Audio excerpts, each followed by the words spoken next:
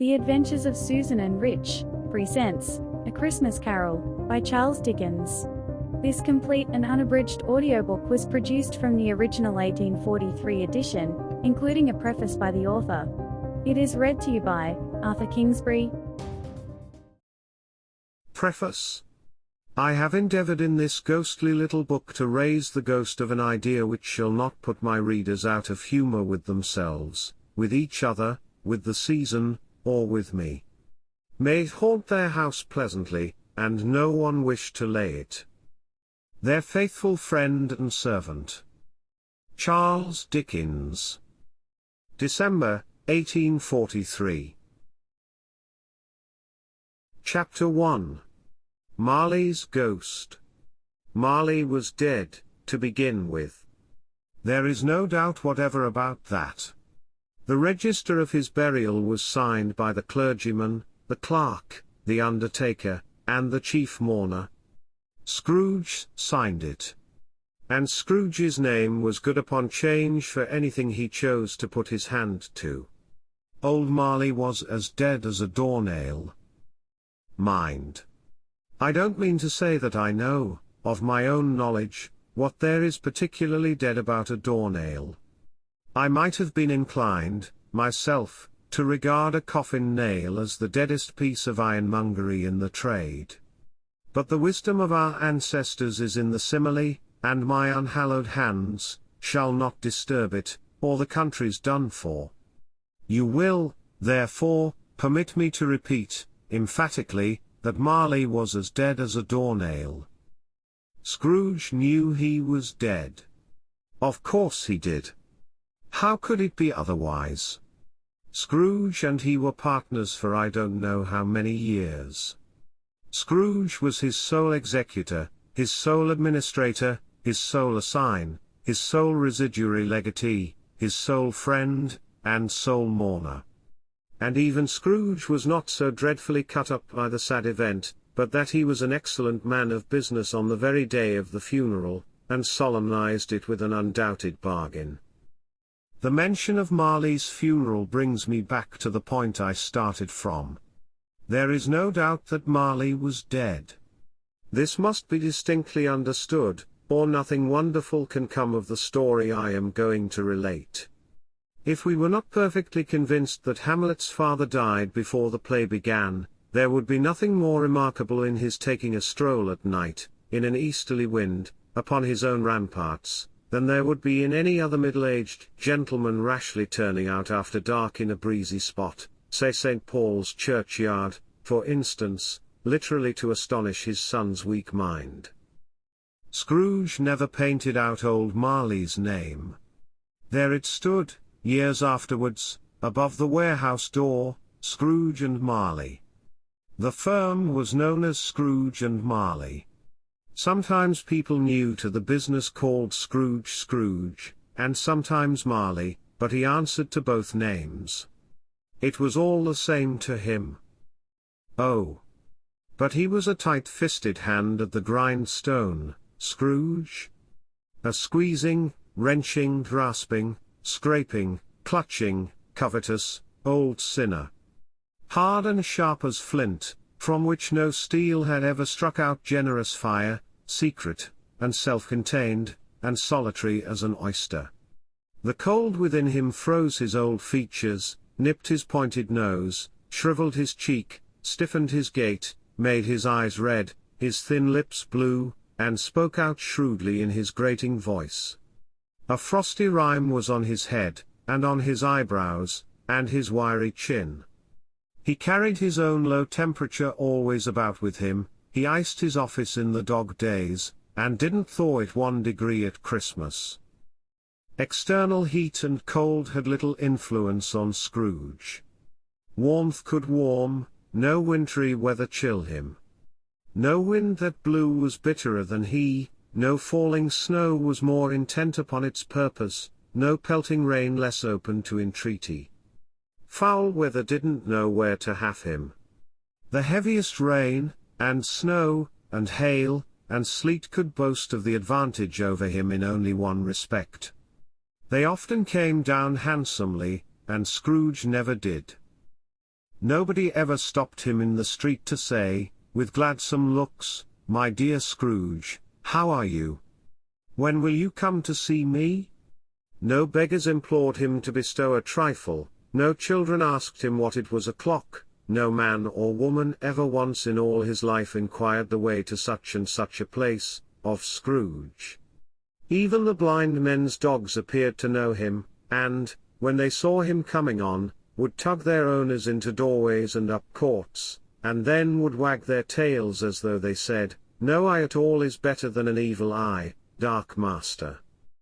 But what did Scrooge care? It was the very thing he liked.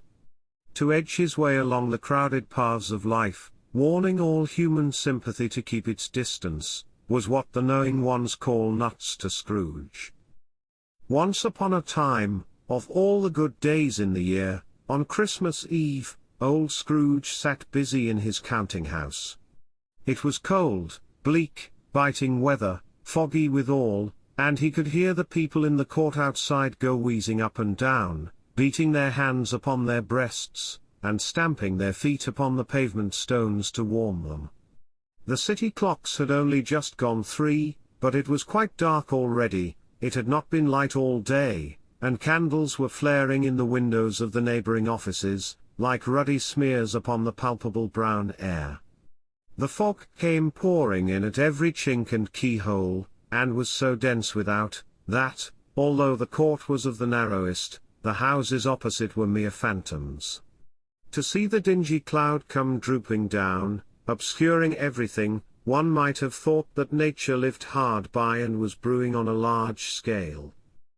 The door of Scrooge's counting-house was open, that he might keep his eye upon his clerk, who in a dismal little cell beyond, a sort of tank, was copying letters. Scrooge had a very small fire, but the clerk's fire was so very much smaller that it looked like one coal. But he couldn't replenish it, for Scrooge kept the coal box in his own room, and so surely as the clerk came in with the shovel, the master predicted that it would be necessary for them to part. Wherefore the clerk put on his white comforter, and tried to warm himself at the candle, in which effort, not being a man of strong imagination, he failed. "A Merry Christmas, Uncle." "God save you," cried a cheerful voice. It was the voice of Scrooge's nephew, who came upon him so quickly that this was the first intimation he had of his approach. "Bah," said Scrooge. "Humbug." He had so heated himself with rapid walking in the fog and frost, this nephew of Scrooge's, that he was all in a glow, his face was ruddy and handsome, his eyes sparkled, and his breath smoked again. "Christmas a humbug, Uncle," said Scrooge's nephew. "You don't mean that, I am sure." "I do," said Scrooge. "Merry Christmas." "What right have you to be merry? What reason have you to be merry? You're poor enough." "Come, then," returned the nephew gaily. "What right have you to be dismal? What reason have you to be morose? You're rich enough." Scrooge, having no better answer ready on the spur of the moment, said, "Bah," again, and followed it up with humbug. "Don't be cross, Uncle," said the nephew. "What else can I be," returned the uncle, "when I live in such a world of fools as this? Merry Christmas.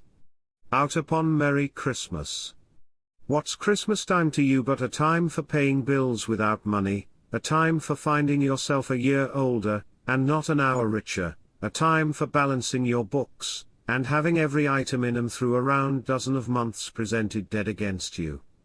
If I could work my will," said Scrooge indignantly, "every idiot who goes about with Merry Christmas on his lips should be boiled with his own pudding, and buried with a stake of holly through his heart. He should." "Uncle," pleaded the nephew. "Nephew?" returned the uncle sternly, "keep Christmas in your own way, and let me keep it in mine." "Keep it?" repeated Scrooge's nephew. "But you don't keep it." "Let me leave it alone, then," said Scrooge. "Much good may it do you. Much good it has ever done you."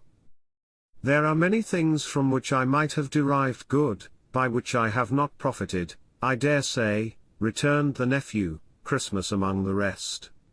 But I am sure I have always thought of Christmas time, when it has come round, apart from the veneration due to its sacred name and origin, if anything belonging to it can be apart from that, as a good time, a kind, forgiving, charitable, pleasant time, the only time I know of, in the long calendar of the year, when men and women seem by one consent to open their shut-up hearts freely, and to think of people below them as if they really were fellow passengers to the grave, and not another race of creatures bound on other journeys. And therefore, uncle, though it has never put a scrap of gold or silver in my pocket, I believe that it has done me good, and will do me good, and I say, God bless it." The clerk in the tank involuntarily applauded. Becoming immediately sensible of the impropriety, he poked the fire, and extinguished the last frail spark for ever. "Let me hear another sound from you," said Scrooge, "and you'll keep your Christmas by losing your situation. You're quite a powerful speaker, sir," he added, turning to his nephew. "I wonder you don't go into Parliament. Don't be angry, uncle. Come. Dine with us tomorrow." Scrooge said that he would see him. Yes, indeed he did. He went the whole length of the expression, and said that he would see him in that extremity first. "But why?" cried Scrooge's nephew. "Why? Why did you get married?" said Scrooge. "Because I fell in love." "Because you fell in love?" growled Scrooge, as if that were the only one thing in the world more ridiculous than a Merry Christmas. "Good afternoon." "Nay, uncle, but you never came to see me before that happened. Why give it as a reason for not coming now?" "Good afternoon," said Scrooge. "I want nothing from you, I ask nothing of you, why cannot we be friends?" "Good afternoon," said Scrooge. "I am sorry, with all my heart, to find you so resolute. We have never had any quarrel to which I have been a party. But I have made the trial in homage to Christmas, and I'll keep my Christmas humor to the last.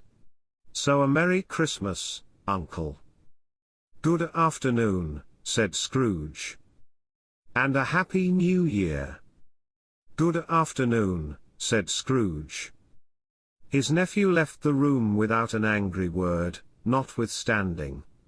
He stopped at the outer door to bestow the greetings of the season on the clerk, who, cold as he was warmer than Scrooge, for he returned them cordially. "There's another fellow," muttered Scrooge, who overheard him, "my clerk, with 15 shillings a week, and a wife and family, talking about a Merry Christmas. I'll retire to Bedlam." This lunatic, in letting Scrooge's nephew out, had let 2 other people in. They were portly gentlemen, pleasant to behold, and now stood, with their hats off, in Scrooge's office. They had books and papers in their hands, and bowed to him. "Scrooge and Marley's, I believe," said one of the gentlemen, referring to his list. "Have I the pleasure of addressing Mr. Scrooge, or Mr. Marley?" "Mr. Marley has been dead these 7 years," Scrooge replied. "He died 7 years ago, this very night. We have no doubt his liberality is well represented by his surviving partner," said the gentleman, presenting his credentials. It certainly was, for they had been 2 kindred spirits.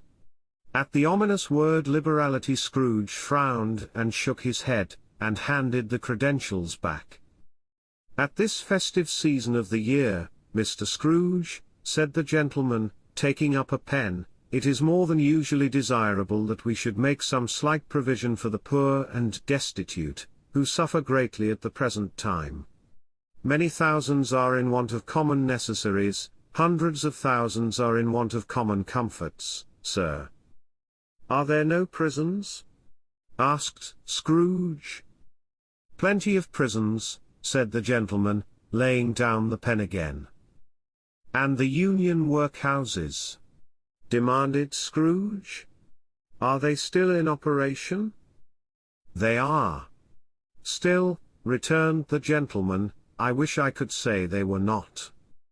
The treadmill and the poor law are in full vigor, then, said Scrooge. Both very busy, sir. Oh. I was afraid, from what you said at first, that something had occurred to stop them in their useful course, said Scrooge. I am very glad to hear it. Under the impression that they scarcely furnish Christian cheer of mind or body to the multitude, returned the gentleman, a few of us are endeavoring to raise a fund to buy the poor some meat and drink, and means of warmth. We choose this time, because it is a time, of all others, when want is keenly felt, and abundance rejoices. What shall I put you down for? Nothing. Scrooge replied. You wish to be anonymous. I wish to be left alone, said Scrooge. Since you ask me what I wish, gentlemen, that is my answer. I don't make merry myself at Christmas, and I can't afford to make idle people merry. I help to support the establishments I have mentioned, they cost enough, and those who are badly off must go there. Many can't go there, and many would rather die. If they would rather die, said Scrooge, they had better do it, and decrease the surplus population. Besides, excuse me, I don't know that. But you might know it, observed the gentleman. It's not my business, Scrooge returned. It's enough for a man to understand his own business, and not to interfere with other people's. Mine occupies me constantly. Good afternoon, gentlemen. Seeing clearly that it would be useless to pursue their point, the gentleman withdrew. Scrooge resumed his labors with an improved opinion of himself, and in a more facetious temper than was usual with him. Meanwhile the fog and darkness thickened so, that people ran about with flaring links, proffering their services to go before horses in carriages, and conduct them on their way. The ancient tower of a church, whose gruff old bell was always peeping slyly down at Scrooge out of a Gothic window in the wall, became invisible, and struck the hours and quarters in the clouds, with tremulous vibrations afterwards, as if its teeth were chattering in its frozen head up there. The cold became intense. In the main street, at the corner of the court, some labourers were repairing the gas pipes, and had lighted a great fire in a brazier, round which a party of ragged men and boys were gathered, warming their hands and winking their eyes before the blaze in rapture. The water plug being left in solitude, its overflowings suddenly congealed, and turned to misanthropic ice. The brightness of the shops, where holly sprigs and berries crackled in the lamp heat of the windows, made pale faces ruddy as they passed. Poulterers' and grocers' trades became a splendid joke, a glorious pageant, with which it was next to impossible to believe that such dull principles as bargain and sale had anything to do. The Lord Mayor, in the stronghold of the mighty mansion house, gave orders to his 50 cooks and butlers to keep Christmas as a Lord Mayor's household should, and even the little tailor, whom he had fined 5 shillings on the previous Monday for being drunk and bloodthirsty in the streets, stirred up tomorrow's pudding in his garret, while his lean wife and the baby sallied out to buy the beef. Foggier yet, and colder. Piercing, searching, biting cold. If the good Saint Dunstan had but nipped the evil spirit's nose with a touch of such weather as that, instead of using his familiar weapons, then indeed he would have roared to lusty purpose.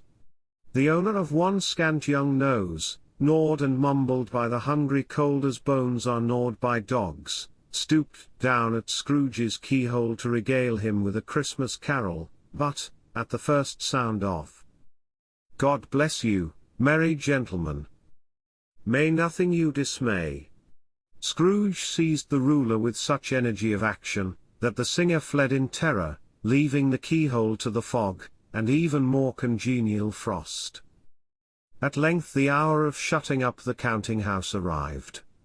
With an ill will Scrooge dismounted from his stool, and tacitly admitted the fact to the expectant clerk in the tank, who instantly snuffed his candle out, and put on his hat. "You'll want all day tomorrow, I suppose?" said Scrooge. "If quite convenient, sir." "It's not convenient," said Scrooge, "and it's not fair. If I was to stop half a crown for it, you'd think yourself ill-used, I'll be bound."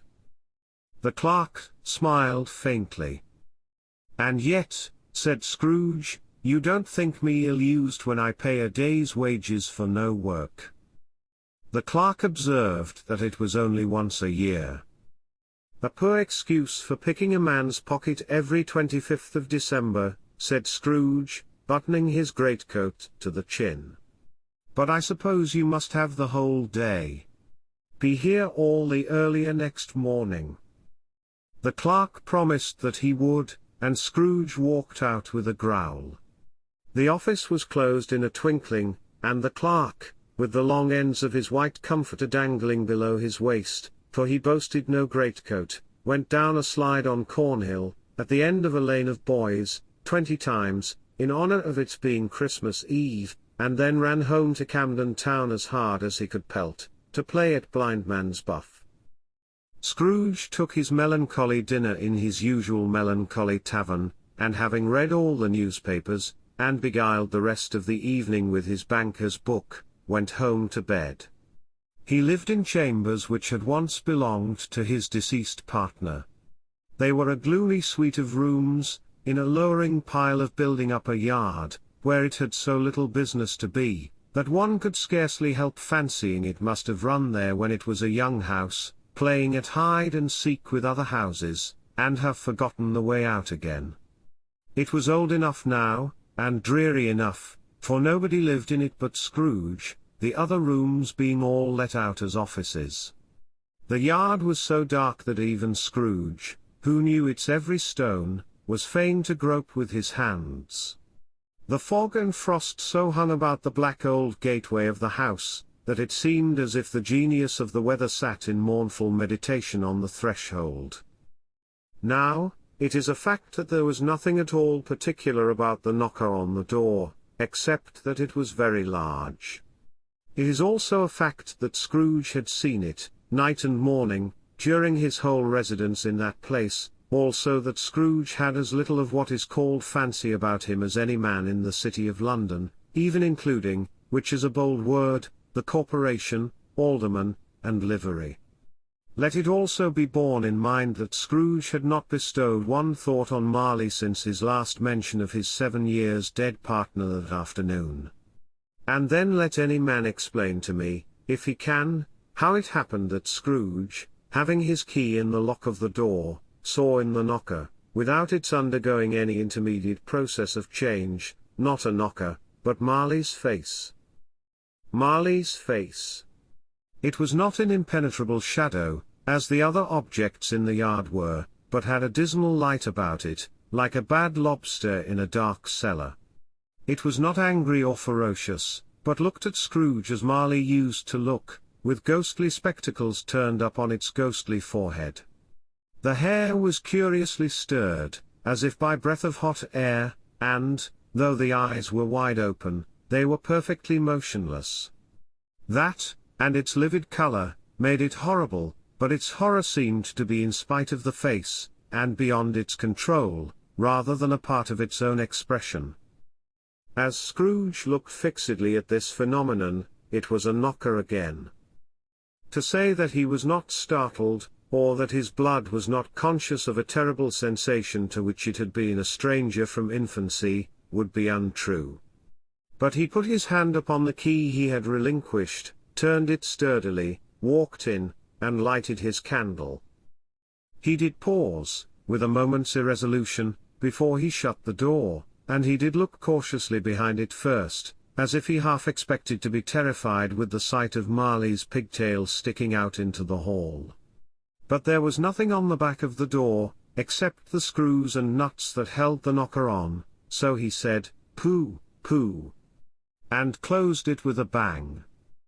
The sound resounded through the house like thunder. Every room above, and every cask in the wine merchant's cellars below, appeared to have a separate peal of echoes of its own. Scrooge was not a man to be frightened by echoes. He fastened the door, and walked across the hall, and up the stairs, slowly, too, trimming his candle as he went.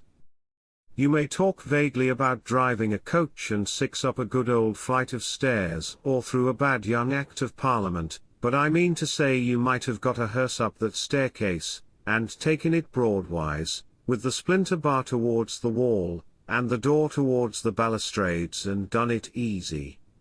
There was plenty of width for that, and room to spare, which is perhaps the reason why Scrooge thought he saw a locomotive hearse going on before him in the gloom. Half a dozen gas lamps out of the street wouldn't have lighted the entry too well, so you may suppose that it was pretty dark with Scrooge's dip. Up Scrooge went, not caring a button for that. Darkness is cheap, and Scrooge liked it. But, before he shut his heavy door, he walked through his rooms to see that all was right.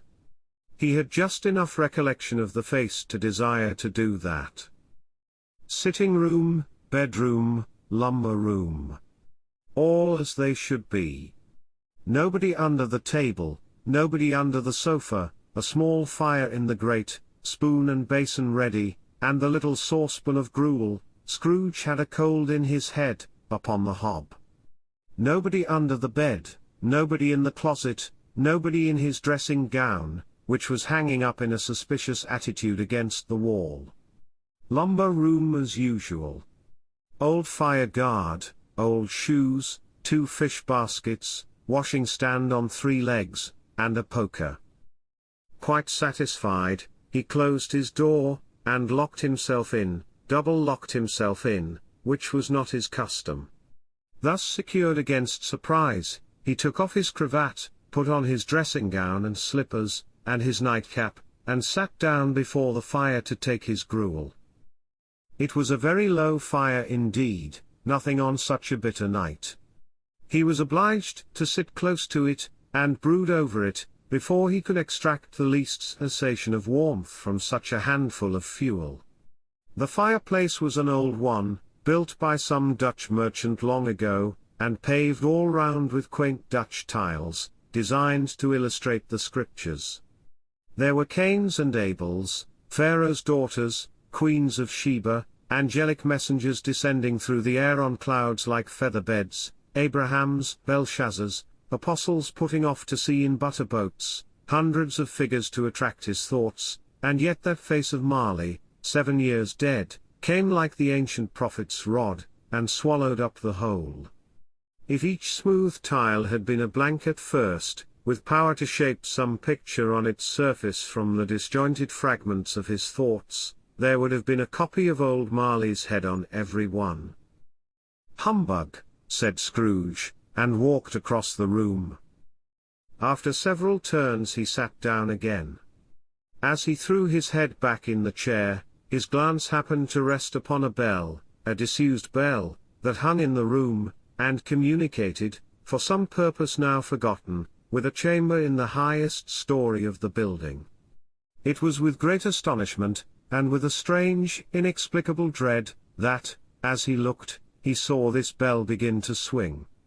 It swung so softly in the outset that it scarcely made a sound, but soon it rang out loudly, and so did every bell in the house. This might have lasted half a minute, or a minute, but it seemed an hour. The bells ceased, as they had begun, together. They were succeeded by a clanking noise, deep down below, as if some person were dragging a heavy chain over the casks in the wine merchant's cellar. Scrooge then remembered to have heard that ghosts in haunted houses were described as dragging chains. The cellar door flew open with a booming sound, and then he heard the noise much louder on the floors below, then coming up the stairs, then coming straight towards his door. "It's humbug still," said Scrooge. "I won't believe it." His colour changed, though, when, without a pause, it came on through the heavy door, and passed into the room before his eyes. Upon its coming in, the dying flame leapt up, as though it cried, "I know him. Marley's ghost," and fell again. The same face, the very same. Marley in his pigtail, usual waistcoat, tights, and boots, the tassels on the latter bristling, like his pigtail, and his coat skirts, and the hair upon his head. The chain he drew was clasped about his middle.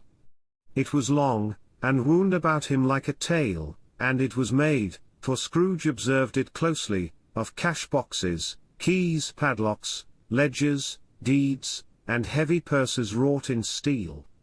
His body was transparent, so that Scrooge, observing him, and looking through his waistcoat, could see the 2 buttons on his coat behind. Scrooge had often heard it said that Marley had no bowels, but he had never believed it until now. No, nor did he believe it even now.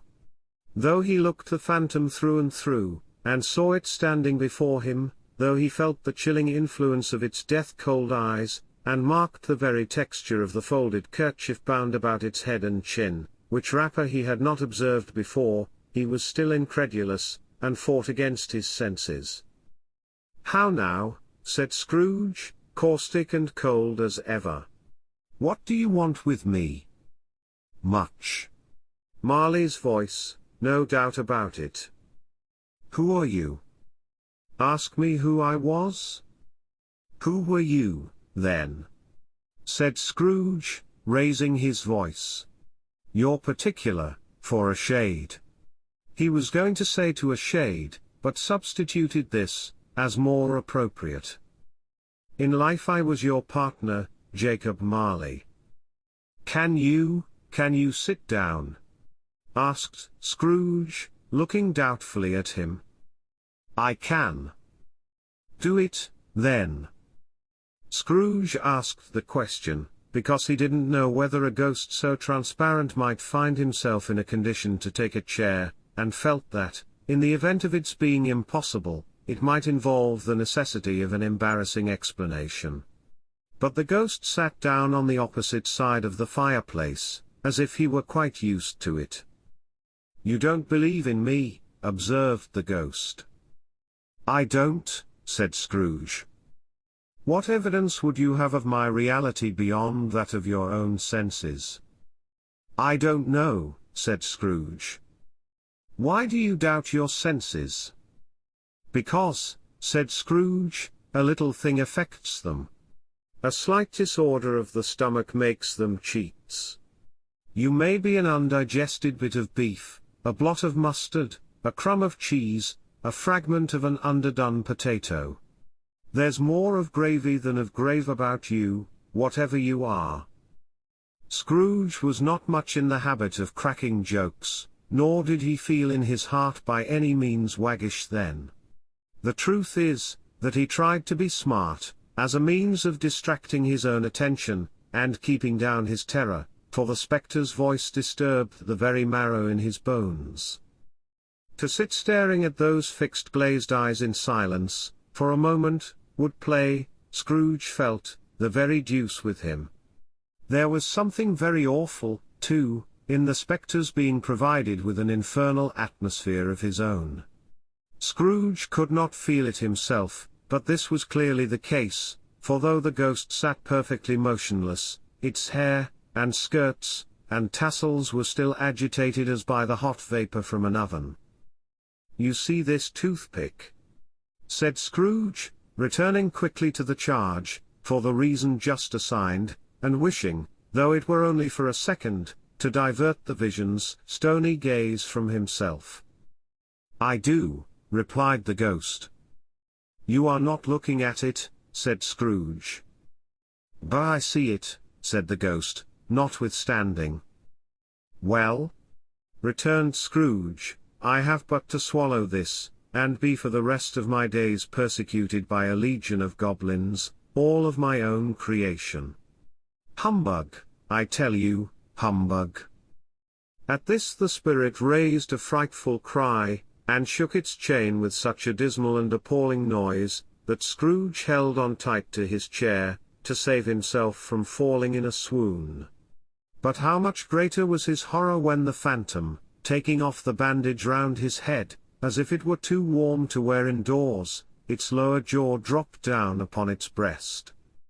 Scrooge fell upon his knees, and clasped his hands before his face. "Mercy," he said. "Dreadful apparition, why do you trouble me?" "Man of the worldly mind," replied the ghost, "do you believe in me or not?" "I do," said Scrooge. "I must. But why do spirits walk the earth, and why do they come to me?" "It is required of every man," the ghost returned, "that the spirit within him should walk abroad among his fellow men, and travel far and wide, and, if that spirit goes not forth in life, it is condemned to do so after death. It is doomed to wander through the world, oh, woe is me! and witness what it cannot share, but might have shared on earth, and turned to happiness." Again the spectre raised a cry, and shook its chain and wrung its shadowy hands. "You are fettered," said Scrooge, trembling. "Tell me why." "I wear the chain I forged in life," replied the ghost. "I made it link by link, and yard by yard, I girded it on of my own free will, and of my own free will I wore it. Is its pattern strange to you?" Scrooge trembled more and more. "Or would you know," pursued the ghost, "the weight and length of the strong coil you bear yourself? It was full as heavy and as long as this, 7 Christmas Eves ago. You have labored on it since. It is a ponderous chain." Scrooge glanced about him on the floor, in the expectation of finding himself surrounded by some 50 or 60 fathoms of iron cable, but he could see nothing. "Jacob," he said imploringly. "Old Jacob Marley, tell me more. Speak comfort to me, Jacob." "I have none to give," the ghost replied. "It comes from other regions, Ebenezer Scrooge, and is conveyed by other ministers, to other kinds of men. Nor can I tell you what I would. A very little more is all permitted to me. I cannot rest, I cannot stay, I cannot linger anywhere. My spirit never walked beyond our counting-house, mark me, in life my spirit never roved beyond the narrow limits of our money-changing hole, and weary journeys lie before me." It was a habit with Scrooge, whenever he became thoughtful, to put his hands in his breeches pockets. Pondering on what the ghost had said, he did so now, but without lifting up his eyes, or getting off his knees. "You must have been very slow about it, Jacob," Scrooge observed in a businesslike manner, though with humility and deference. "Slow?" the ghost repeated. 7 years dead," mused Scrooge. "And travelling all the time." "The whole time," said the ghost. "No rest, no peace. Incessant torture of remorse?"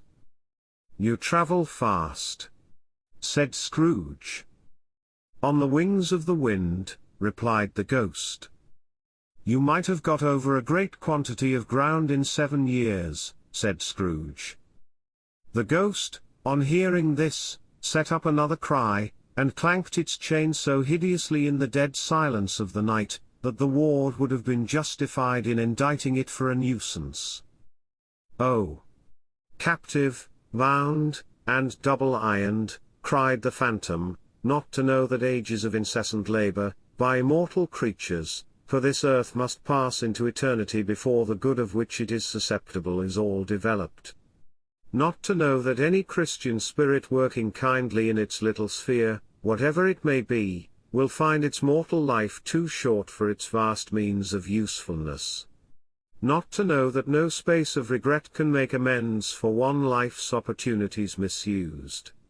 Yet such was I. Oh, such was I. But you were always a good man of business, Jacob, faltered Scrooge, who now began to apply this to himself. Business, cried the ghost, wringing its hands again. Mankind was my business. The common welfare was my business, charity, mercy, forbearance, and benevolence were, all, my business. The dealings of my trade were but a drop of water in the comprehensive ocean of my business. It held up its chain at arm's length, as if that were the cause of all its unavailing grief, and flung it heavily upon the ground again. At this time of the rolling year, the spectre said, I suffer most. Why did I walk through crowds of fellow beings with my eyes turned down, and never raise them to that blessed star which led the wise men to a poor abode? Were there no poor homes to which its light would have conducted me? Scrooge was very much dismayed to hear the spectre going on at this rate, and began to quake exceedingly. Hear me, cried the ghost. My time is nearly gone. I will, said Scrooge. But don't be hard upon me. Don't be flowery, Jacob. Pray. How it is that I appear before you in a shape that you can see, I may not tell. I have sat invisible beside you many and many a day. It was not an agreeable idea. Scrooge shivered, and wiped the perspiration from his brow. That is no light part of my penance, pursued the ghost. I am here tonight to warn you that you have yet a chance and hope of escaping my fate. A chance and hope of my procuring, Ebenezer. You were always a good friend to me, said Scrooge. Thankee. You will be haunted, resumed the ghost, by 3 spirits. Scrooge's countenance fell almost as low as the ghost's had done. Is that the chance and hope you mentioned, Jacob? He demanded in a faltering voice. It is. I think I'd rather not, said Scrooge. Without their visits, said the ghost, you cannot hope to shun the path I tread. Expect the first tomorrow when the bell tolls 1. Couldn't I take 'em all at once, and have it over, Jacob? Hinted Scrooge. Expect the second on the next night at the same hour. The third, upon the next night when the last stroke of 12 has ceased to vibrate.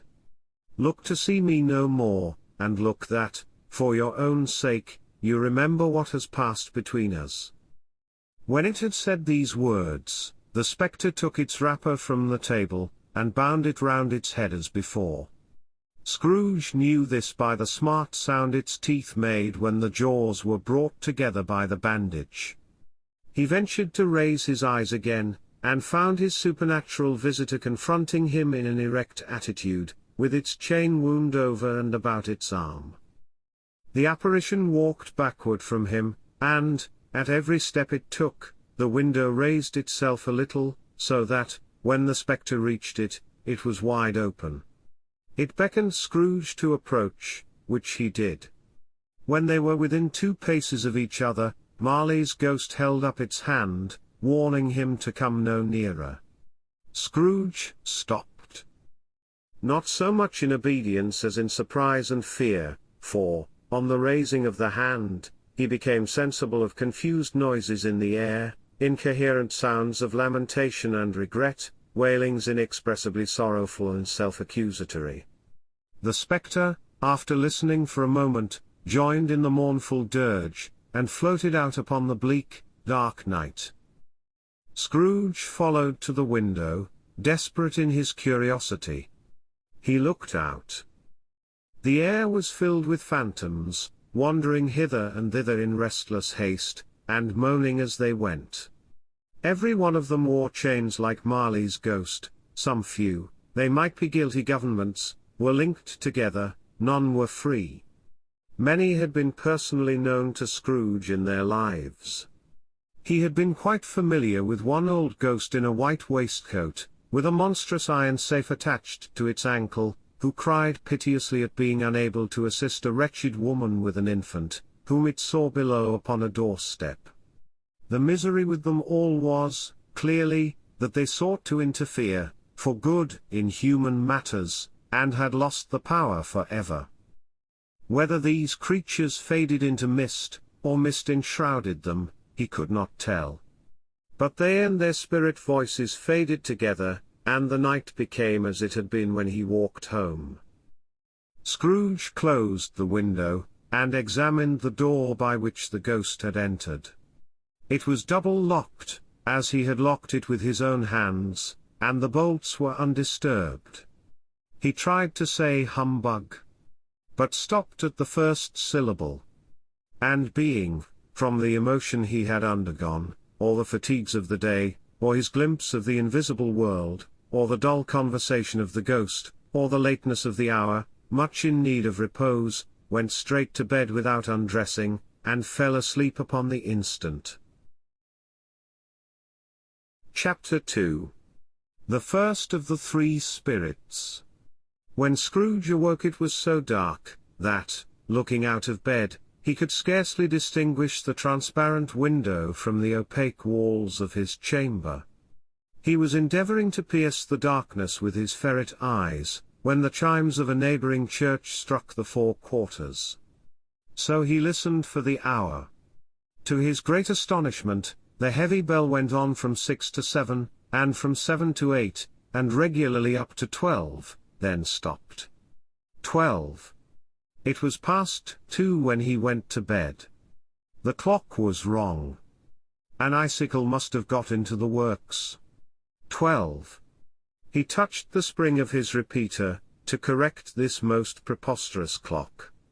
Its rapid little pulse beat 12, and stopped. "Why, it isn't possible," said Scrooge, "that I can have slept through a whole day and far into another night.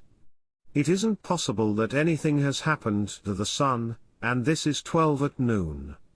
The idea being an alarming one, he scrambled out of bed, and groped his way to the window. He was obliged to rub the frost off with the sleeve of his dressing gown before he could see anything, and could see very little then. All he could make out was, that it was still very foggy and extremely cold, and that there was no noise of people running to and fro, and making a great stir, as there unquestionably would have been if night had beaten off bright day, and taken possession of the world. This 33 was a great relief, because 3 days after sight of this first of exchange pay to Mr. Ebenezer Scrooge or his order, and so forth, would have become a mere United States security if there were no days to count by. Scrooge went to bed again, and thought, and thought, and thought it over and over, and could make nothing of it. The more he thought, the more perplexed he was, and, the more he endeavored not to think, the more he thought. Marley's ghost bothered him exceedingly. Every time he resolved within himself, after mature inquiry, that it was all a dream, his mind flew back again, like a strong spring released, to its first position, and presented the same problem to be worked all through: was it a dream or not? Scrooge lay in this state until the chime had gone 3 quarters more, when he remembered, on a sudden, that the ghost had warned him of a visitation when the bell tolled 1. He resolved to lie awake until the hour was past, and, considering that he could no more go to sleep than go to heaven, this was, perhaps, the wisest resolution in his power.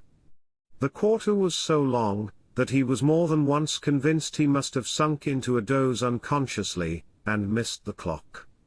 At length it broke upon his listening ear. Ding, dong. "A quarter past," said Scrooge, counting. Ding, dong. "Half past," said Scrooge. Ding, dong. "A quarter to it," said Scrooge. Ding, dong. "The hour itself," said Scrooge triumphantly, "and nothing else." He spoke before the hour bell sounded, which it now did with a deep, dull, hollow, melancholy one. light flashed up in the room upon the instant, and the curtains of his bed were drawn. The curtains of his bed were drawn aside, I tell you, by a hand. Not the curtains at his feet, nor the curtains at his back, but those to which his face was addressed. The curtains of his bed were drawn aside, and Scrooge, starting up into a half-recumbent attitude, found himself face to face with the unearthly visitor who drew them, as close to it as I am now to you, and I am standing in the spirit at your elbow.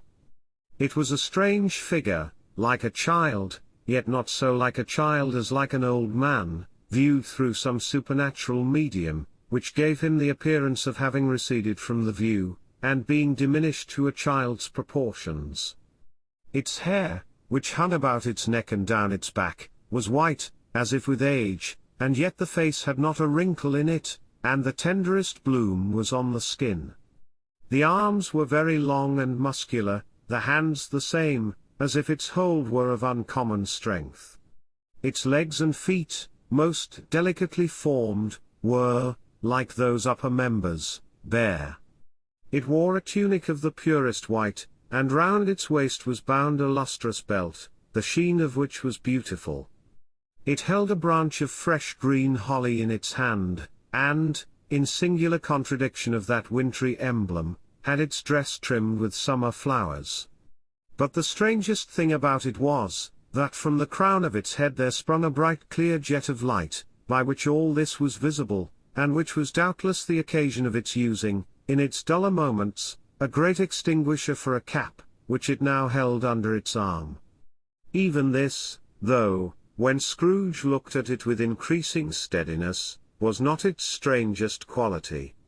For, as its belt sparkled and glittered, now in one part and now in another, and what was light one instant at another time was dark, so the figure itself fluctuated in its distinctness, being now a thing with one arm, now with one leg, now with 20 legs, now a pair of legs without a head, now a head without a body, of which dissolving parts no outline would be visible in the dense gloom wherein they melted away.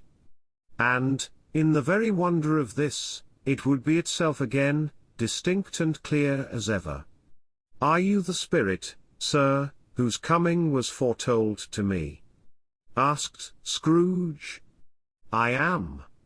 The voice was soft and gentle. Singularly low, as if, instead of being so close beside him, it were at a distance. Who and what are you?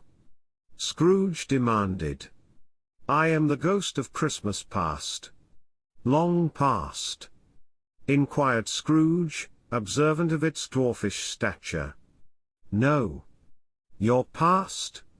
Perhaps Scrooge could not have told anybody why, if anybody could have asked him, but he had a special desire to see the spirit in his cap, and begged him to be covered. What, exclaimed the ghost, would you so soon put out, with worldly hands, the light I give? Is it not enough that you are one of those whose passions made this cap, and force me through whole trains of years to wear it low upon my brow? Scrooge reverently disclaimed all intention to offend or any knowledge of having wilfully bonneted the spirit at any period of his life. He then made bold to inquire what business brought him there. Your welfare, said the ghost. Scrooge expressed himself much obliged, but could not help thinking that a night of unbroken rest would have been more conducive to that end. The spirit must have heard him thinking, for it said immediately, Your reclamation, then. Take heed. It put out its strong hand as it spoke, and clasped him gently by the arm. Rise. And walk with me. It would have been in vain for Scrooge to plead that the weather and the hour were not adapted to pedestrian purposes, that bed was warm, and the thermometer a long way below freezing, that he was clad but lightly in his slippers, dressing gown, and nightcap, and that he had a cold upon him at that time. The grasp, though gentle as a woman's hand, was not to be resisted. He rose, but, finding that the spirit made towards the window, clasped its robe in supplication. I am a mortal, Scrooge remonstrated, and liable to fall. "Bear but a touch of my hand there," said the Spirit, laying it upon his heart, "and you shall be upheld in more than this." As the words were spoken, they passed through the wall, and stood upon an open country road, with fields on either hand. The city had entirely vanished. Not a vestige of it was to be seen. The darkness, and the mist had vanished with it, for it was a clear, cold, winter day, with the snow upon the ground. "Good heaven," said Scrooge, clasping his hands together as he looked about him. "I was bred in this place. I was a boy here." The Spirit gazed upon him mildly. Its gentle touch, though it had been light and instantaneous, appeared still present to the old man's sense of feeling. He was conscious of 1,000 odors floating in the air, each one connected with 1,000 thoughts, and hopes, and joys, and cares long, long forgotten. "Your lip is trembling," said the ghost. "And what is that upon your cheek?" Scrooge muttered, with an unusual catching in his voice, that it was a pimple, and begged the ghost to lead him where he would. "You recollect the way?" inquired the Spirit. "Remember it," cried Scrooge with fervor. "I could walk it blindfold. Strange to have forgotten it for so many years," observed the ghost. "Let us go on." They walked along the road, Scrooge recognizing every gate, and post, and tree, until a little market town appeared in the distance, with its bridge, its church, and winding river. Some shaggy ponies now were seen trotting towards them with boys upon their backs, who called to other boys in country gigs and carts, driven by farmers. All these boys were in great spirits, and shouted to each other, until the broad fields were so full of merry music, that the crisp air laughed to hear it. "These are but shadows of the things that have been," said the ghost. "They have no consciousness of us." The jocund travellers came on, and as they came, Scrooge knew and named them every one. Why was he rejoiced beyond all bounds to see them? Why did his cold eye glisten, and his heart leap up as they went past? Why was he filled with gladness when he heard them give each other Merry Christmas, as they parted at crossroads and byways for their several homes? What was Merry Christmas to Scrooge? Out upon Merry Christmas. What good had it ever done to him? "The school is not quite deserted," said the ghost. "A solitary child, neglected by his friends, is left there still." Scrooge said he knew it. And he sobbed. They left the highroad by a well-remembered lane, and soon approached a mansion of dull red brick, with a little weathercock-surmounted cupola on the roof and a bell hanging in it. It was a large house, but one of broken fortunes, for the spacious offices were little used, their walls were damp and mossy, their windows broken, and their gates decayed. Fowls clucked and strutted in the stables, and the coach-houses and sheds were overrun with grass. Nor was it more attentive of its ancient state within, for, entering the dreary hall, and glancing through the open doors of many rooms, they found them poorly furnished, cold, and vast. There was an earthly savour in the air, a chilly bareness in the place, which associated itself somehow with too much getting up by candlelight, and not too much to eat. They went, the ghost and Scrooge, across the hall, to a door at the back of the house. It opened before them, and disclosed a long, bare, melancholy room, made barer still by lines of plain deal forms and desks. At one of these a lonely boy was reading near a feeble fire, and Scrooge sat down upon a form, and wept to see his poor forgotten self as he had used to be. Not a latent echo in the house, not a squeak and scuffle from the mice behind the panelling, not a drip from the half-thawed water-spout in the dull yard behind, not a sigh among the leafless boughs of one despondent poplar, not the idle swinging of an empty storehouse door, no, not a clicking in the fire, but fell upon the heart of Scrooge with softening influence, and gave a freer passage to his tears. The spirit touched him on the arm, and pointed to his younger self, intent upon his reading. Suddenly a man in foreign garments, wonderfully real and distinct to look at, stood outside the window, with an axe stuck in his belt, and leading by the bridle an ass laden with wood. "Why, it's Ali Baba!" Scrooge exclaimed in ecstasy. "It's dear old honest Ali Baba. Yes, yes, I know. One Christmas time when yonder solitary child was left here all alone, he did come, for the first time, just like that. Poor boy!" "And Valentine," said Scrooge, "and his wild brother, Orson, there they go. And what's his name, who was put down in his drawers, asleep, at the gate of Damascus, don't you see him? And the Sultan's groom turned upside down by the genii, there he is upon his head. Serve him right. I'm glad of it. What business had he to be married to the princess?" To hear Scrooge expending all the earnestness of his nature on such subjects, in a most extraordinary voice between laughing and crying, and to see his heightened and excited face, would have been a surprise to his business friends in the city, indeed. "There's the parrot!" cried Scrooge.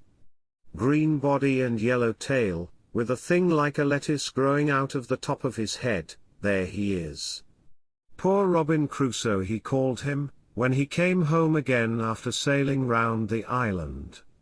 Poor Robin Crusoe, where have you been, Robin Crusoe?" The man thought he was dreaming, but he wasn't. It was the parrot, you know. There goes Friday, running for his life to the little creek. Hulloa! Hoop! Hullo! Then, with a rapidity of transition very foreign to his usual character, he said, in pity for his former self, "Poor boy," and cried again. "I wish," Scrooge muttered, putting his hand in his pocket, and looking about him, after drying his eyes with his cuff, "but it's too late now." "What is the matter?" asked the spirit. "Nothing," said Scrooge. "Nothing. There was a boy singing a Christmas carol at my door last night. I should like to have given him something, that's all."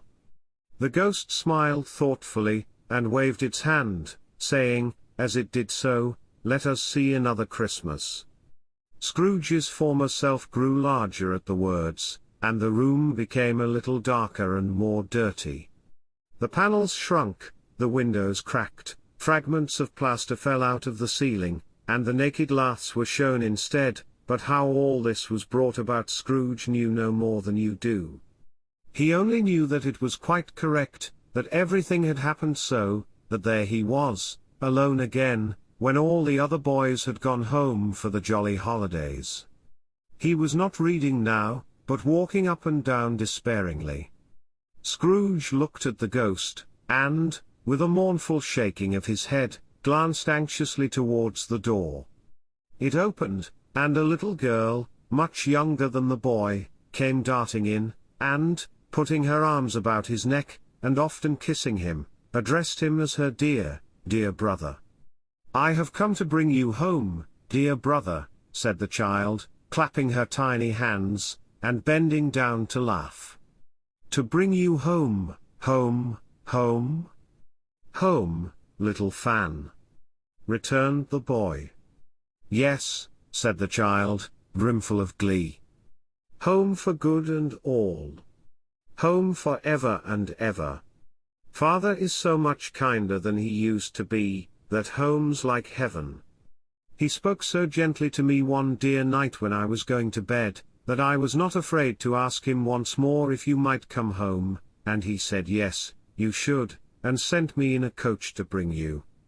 And you're to be a man," said the child, opening her eyes, "and are never to come back here, but first we're to be together all the Christmas long, and have the merriest time in all the world." "You are quite a woman, little Fan," exclaimed the boy. She clapped her hands and laughed, and tried to touch his head, but, being too little, laughed again, and stood on tiptoe to embrace him. Then she began to drag him, in her childish eagerness, towards the door, and he, nothing loath to go, accompanied her. A terrible voice in the hall cried, "Bring down Master Scrooge's box, there." And in the hall appeared the schoolmaster himself, who glared on Master Scrooge with a ferocious condescension, and threw him into a dreadful state of mind by shaking hands with him. He then conveyed him and his sister into the veriest old well of a shivering best parlour that ever was seen, where the maps upon the wall, and the celestial and terrestrial globes in the windows, were waxy with cold. Here he produced a decanter of curiously light wine, and a block of curiously heavy cake, and administered instalments of those dainties to the young people, at the same time sending out a meagre servant to offer a glass of something to the postboy, who answered that he thanked the gentleman, but, if it was the same tap as he had tasted before, he had rather not.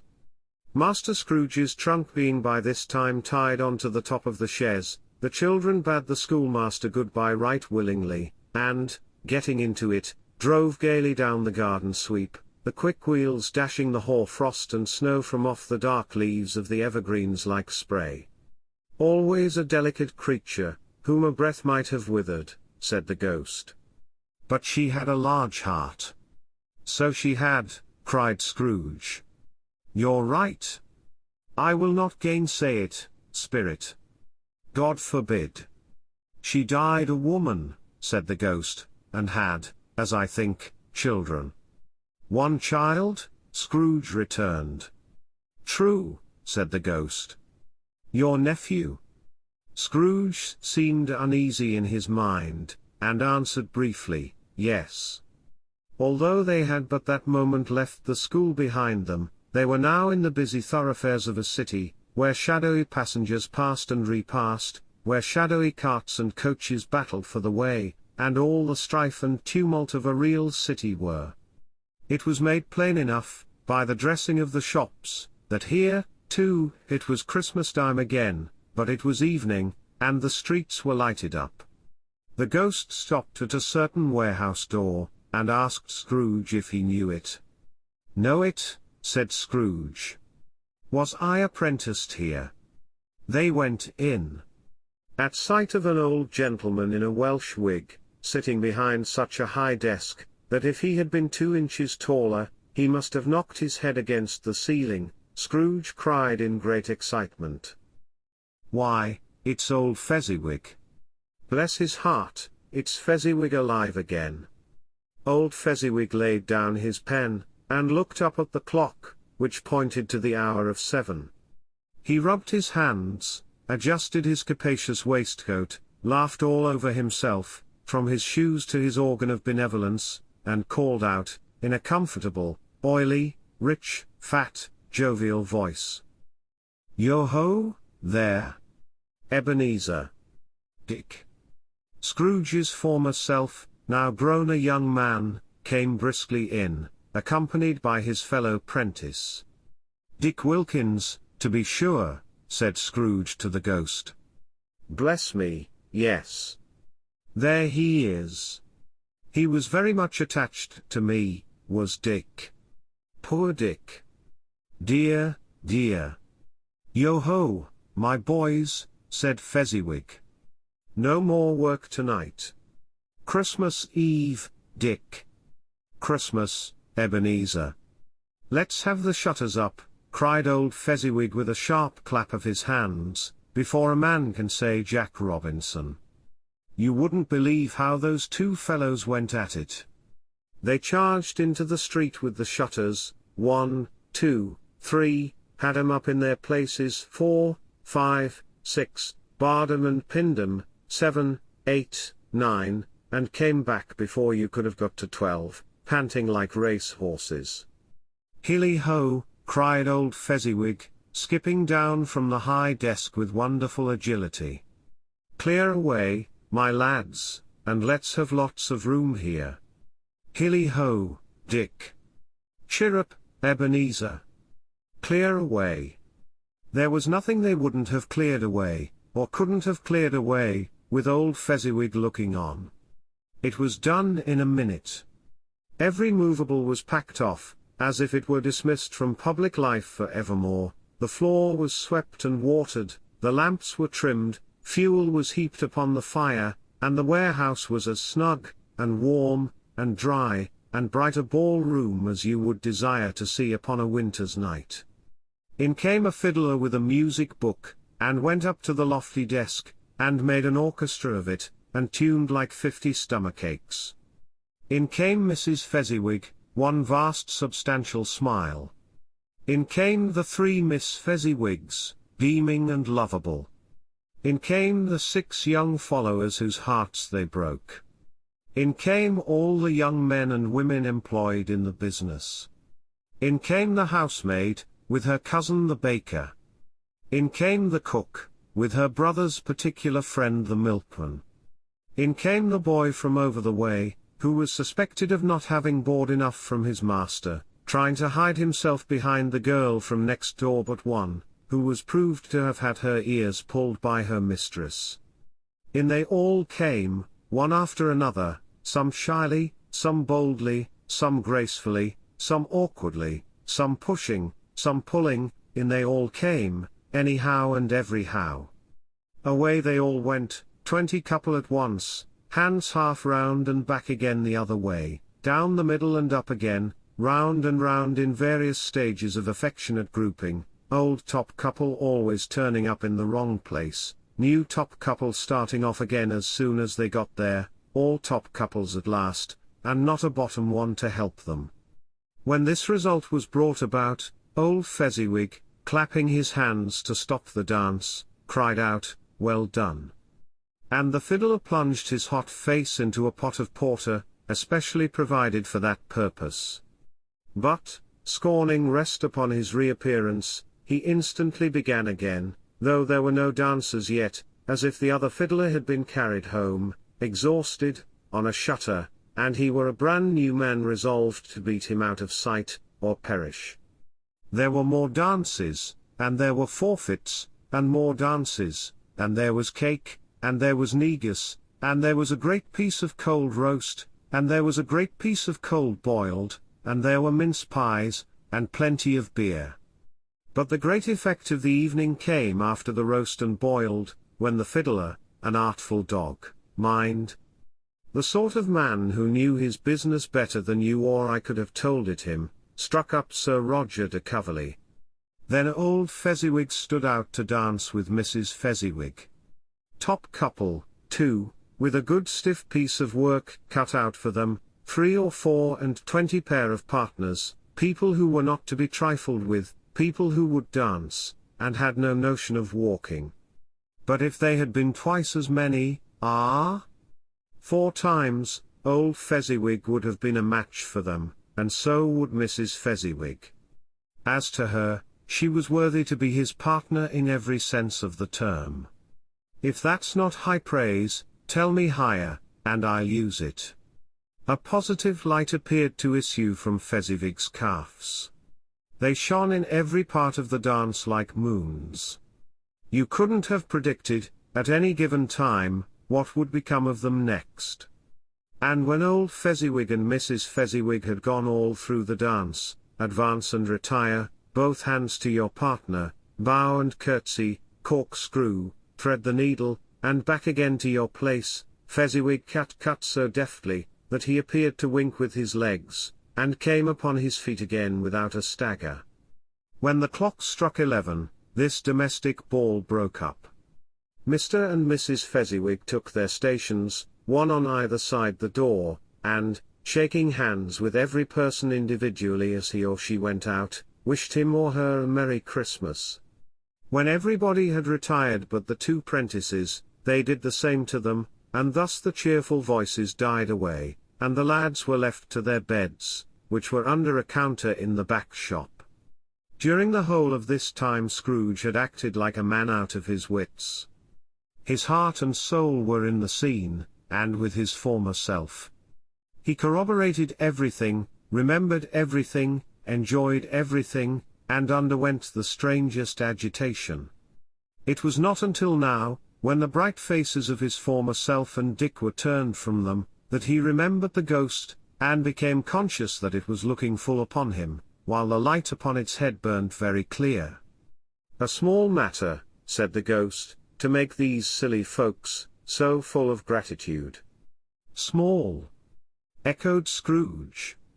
The spirit signed to him to listen to the two apprentices, who were pouring out their hearts in praise of Fezziwig, and, when he had done so, said, "Why? Is it not? He has spent but a few pounds of your mortal money, 3 or 4, perhaps. Is that so much that he deserves this praise?" "It isn't that," said Scrooge, heated by the remark, and speaking unconsciously like his former, not his latter self.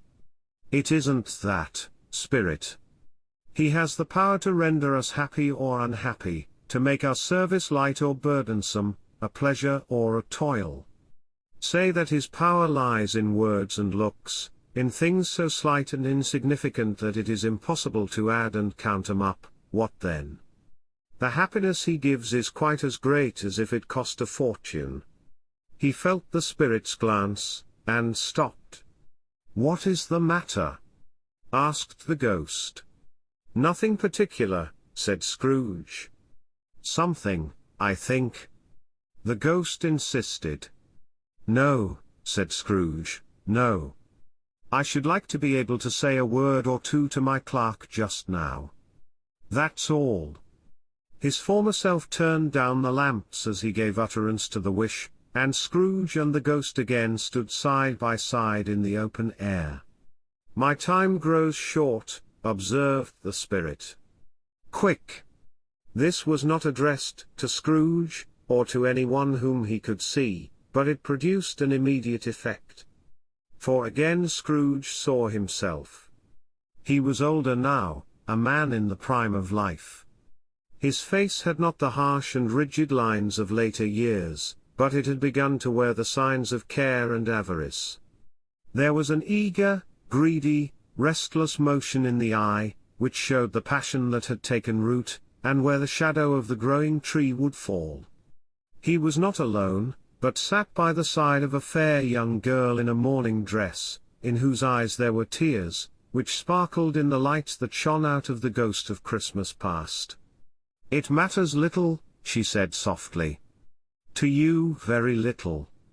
Another idol has displaced me, and, if it can cheer and comfort you in time to come as I would have tried to do, I have no just cause to grieve." "What idol has displaced you?" he rejoined. "A golden one. This is the even-handed dealing of the world," he said. "There is nothing on which it is so hard as poverty, and there is nothing it professes to condemn with such severity as the pursuit of wealth." "You fear the world too much," she answered gently. "All your other hopes have merged into the hope of being beyond the chance of its sordid reproach. I have seen your nobler aspirations fall off one by one, until the master passion, gain, engrosses you." "Have I not? What then?" he retorted. "Even if I have grown so much wiser, what then? I am not changed towards you." She shook her head. "Am I? Our contract is an old one. It was made when we were both poor, and content to be so, until, in good season, we could improve our worldly fortune by our patient industry. You are changed? When it was made you were another man." "I was a boy," he said impatiently. "Your own feeling tells you that you were not what you are," she returned. "I am. That which promised happiness when we were one in heart is fraught with misery now that we are two. How often and how keenly I have thought of this I will not say. It is enough that I have thought of it, and can release you. Have I ever sought release? In words? No. Never. In what, then? In a changed nature, in an altered spirit, in another atmosphere of life, another hope as its great end.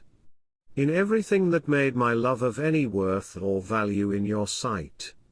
If this had never been between us, said the girl, looking mildly, but with steadiness, upon him. "Tell me, would you seek me out and try to win me now?" "Ah, no." He seemed to yield to the justice of this supposition in spite of himself. But he said, with a struggle, "You think not?" "I would gladly think otherwise if I could," she answered. "Heaven knows.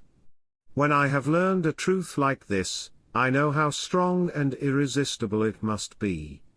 But if you were free today, tomorrow, yesterday, can even I believe that you would choose a dowerless girl, you who, in your very confidence with her, weigh everything by gain, or, choosing her, if for a moment you were false enough to your one guiding principle to do so, do I not know that your repentance and regret would surely follow? I do, and I release you. With a full heart, for the love of him you once were." He was about to speak, but, with her head turned from him, she resumed. "You may, the memory of what is past half makes me hope you will, have pain in this. A very, very brief time, and you will dismiss the recollection of it gladly, as an unprofitable dream, from which it happened well that you awoke. May you be happy in the life you have chosen." She left him, and they parted. "Spirit," said Scrooge, "show me no more. Conduct me home? Why do you delight to torture me?" "One shadow more," exclaimed the ghost. "No more," cried Scrooge. "No more? I don't wish to see it. Show me no more?" But the relentless ghost pinioned him in both his arms, and forced him to observe what happened next. They were in another scene and place, a room, not very large or handsome, but full of comfort. Near to the winter fire sat a beautiful young girl, so like that last that Scrooge believed it was the same, until he saw her, now a comely matron, sitting opposite her daughter.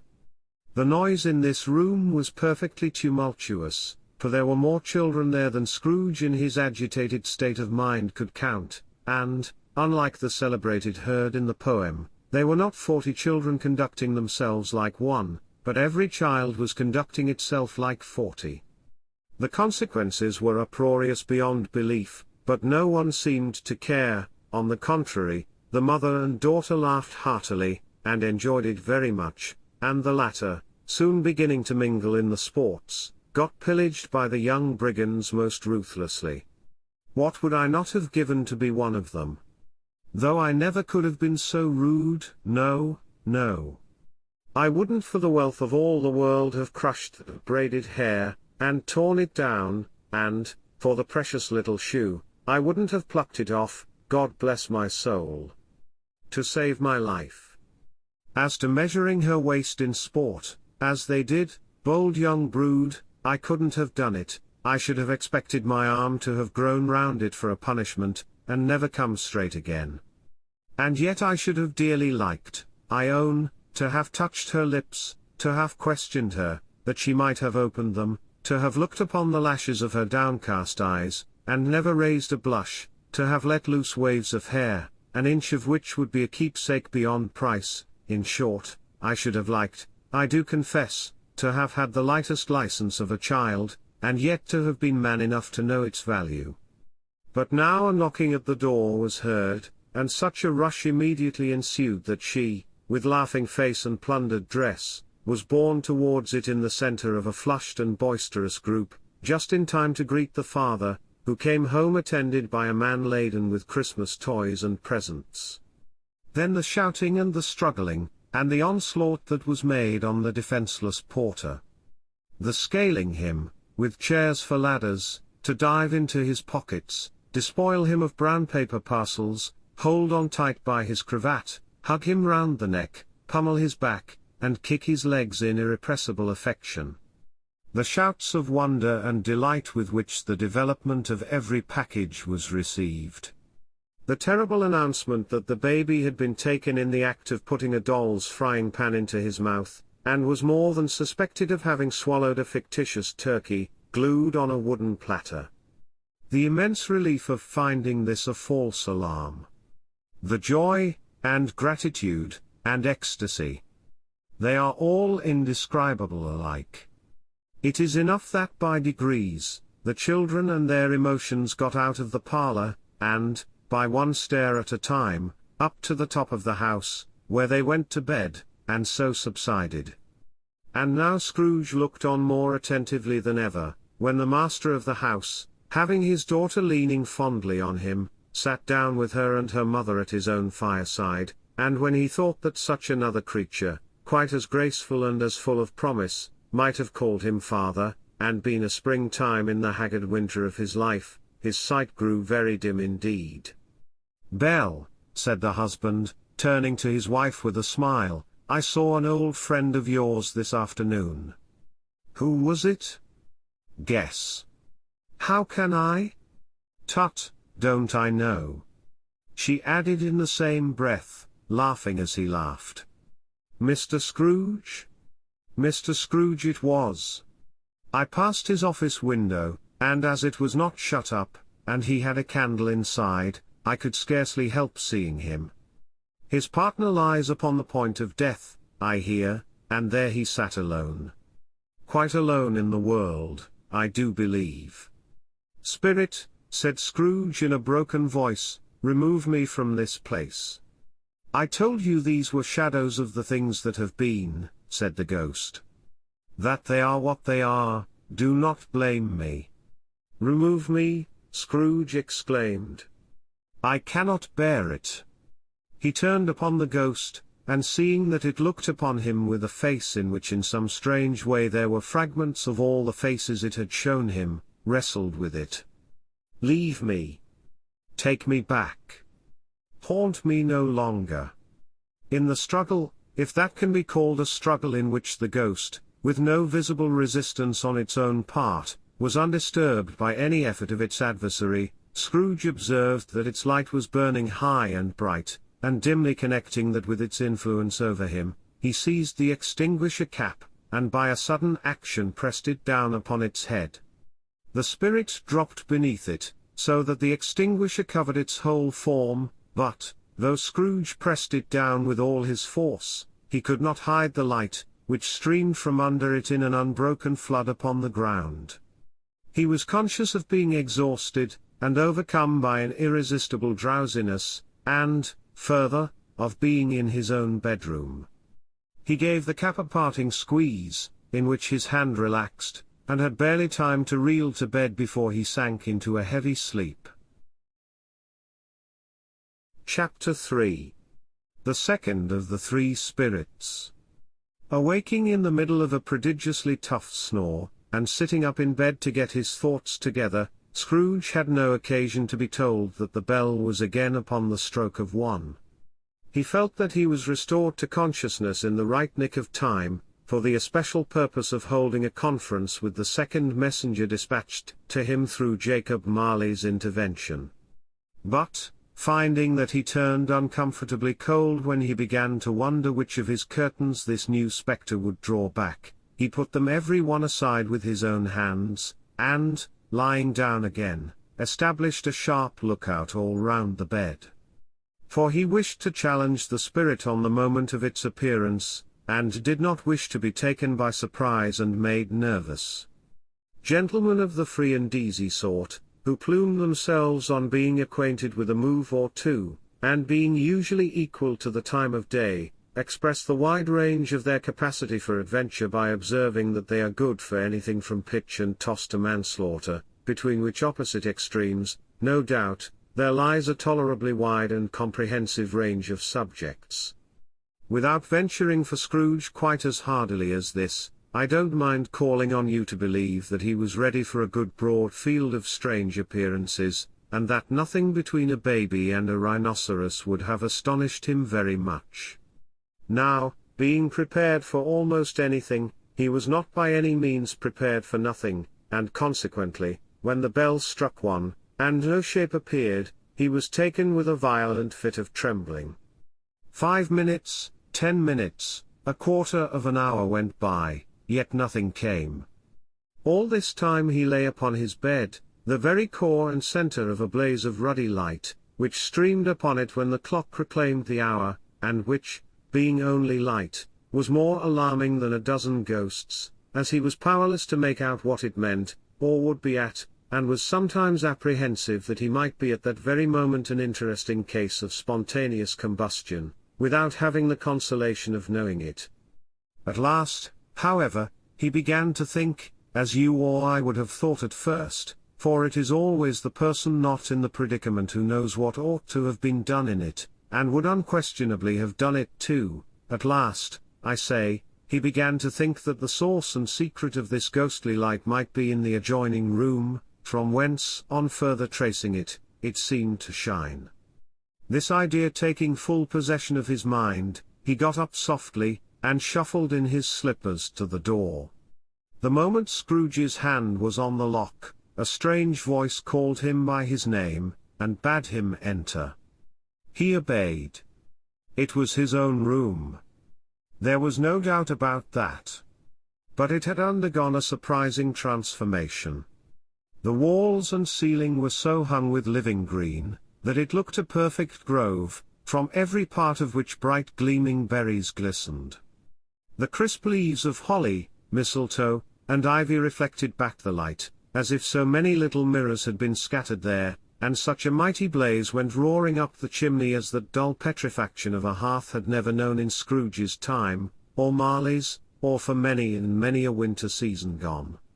Heaped up on the floor, to form a kind of throne, were turkeys, geese, game, poultry, brawn, great joints of meat, sucking pigs, long wreaths of sausages, mince pies, plum puddings, barrels of oysters, red-hot chestnuts, cherry-cheeked apples, juicy oranges, luscious pears, immense twelfth cakes, and seething bowls of punch, that made the chamber dim with their delicious steam.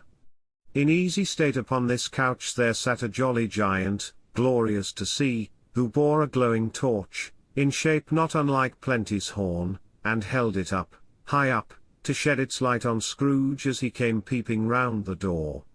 "Come in," exclaimed the ghost. "Come in. And know me better, man?" Scrooge entered timidly, and hung his head before this spirit. He was not the dogged Scrooge he had been, and, though the spirit's eyes were clear and kind, he did not like to meet them. "I am the ghost of Christmas present," said the spirit. "Look upon me." Scrooge reverently did so. It was clothed in one simple deep green robe, or mantle, bordered with white fur. This garment hung so loosely on the figure, that its capacious breast was bare, as if disdaining to be warded or concealed by any artifice.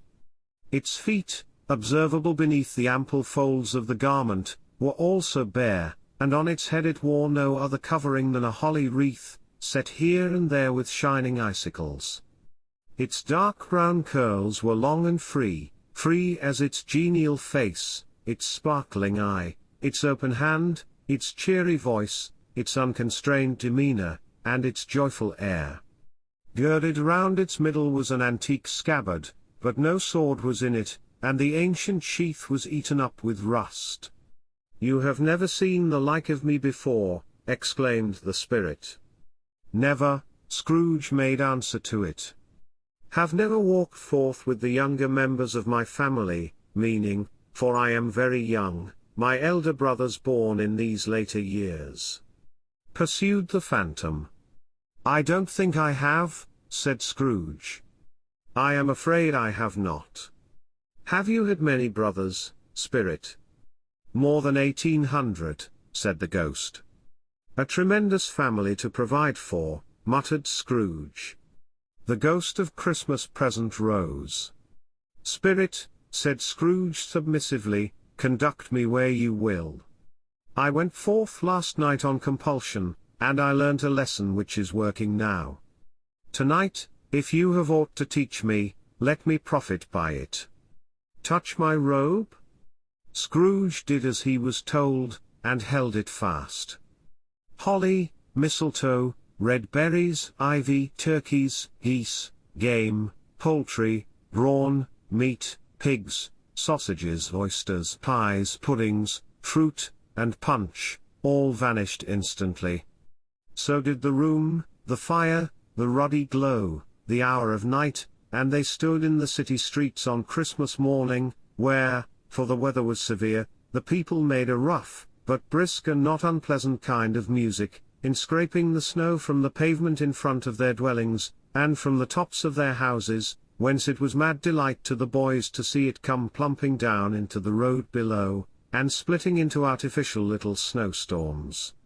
The house fronts looked black enough, and the windows blacker, contrasting with the smooth white sheet of snow upon the roofs, and with the dirtier snow upon the ground, which last deposit had been ploughed up in deep furrows by the heavy wheels of carts and wagons, furrows that crossed and recrossed each other hundreds of times where the great streets branched off, and made intricate channels, hard to trace, in the thick yellow mud and icy water.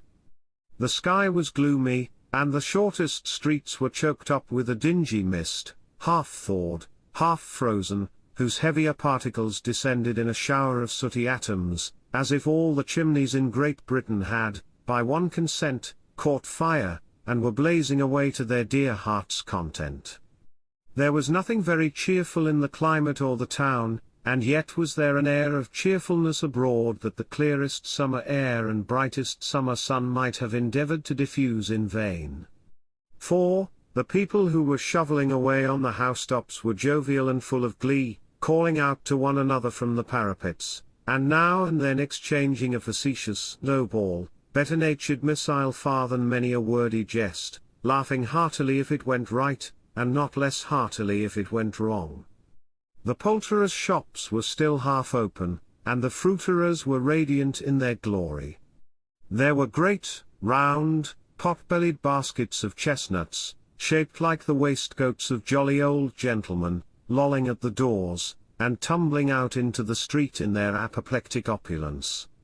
There were ruddy, brown-faced, broad-girthed Spanish onions, shining in the fatness of their growth like Spanish friars, and winking from their shelves in wanton slyness at the girls as they went by, and glanced demurely at the hung-up mistletoe.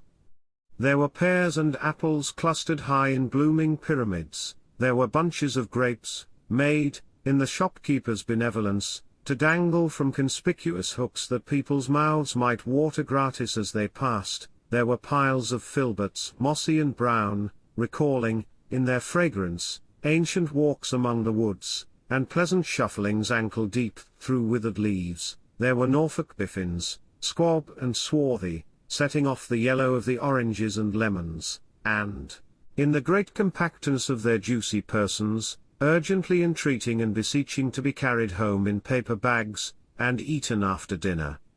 The very gold and silver fish, set forth among these choice fruits in a bowl, though members of a dull and stagnant-blooded race, appeared to know that there was something going on, and, to a fish, went gasping round and round their little world in slow and passionless excitement. The grocers. Oh, the grocers! Nearly closed, with perhaps 2 shutters down, or 1, but through those gaps such glimpses. It was not alone that the scales descending on the counter made a merry sound, or that the twine and roller parted company so briskly, or that the canisters were rattled up and down like juggling tricks, or even that the blended scents of tea and coffee were so grateful to the nose, or even that the raisins were so plentiful and rare, the almonds so extremely white, the sticks of cinnamon so long and straight, the other spices so delicious, the candied fruits so caked and spotted with molten sugar as to make the coldest lookers-on feel faint, and subsequently bilious.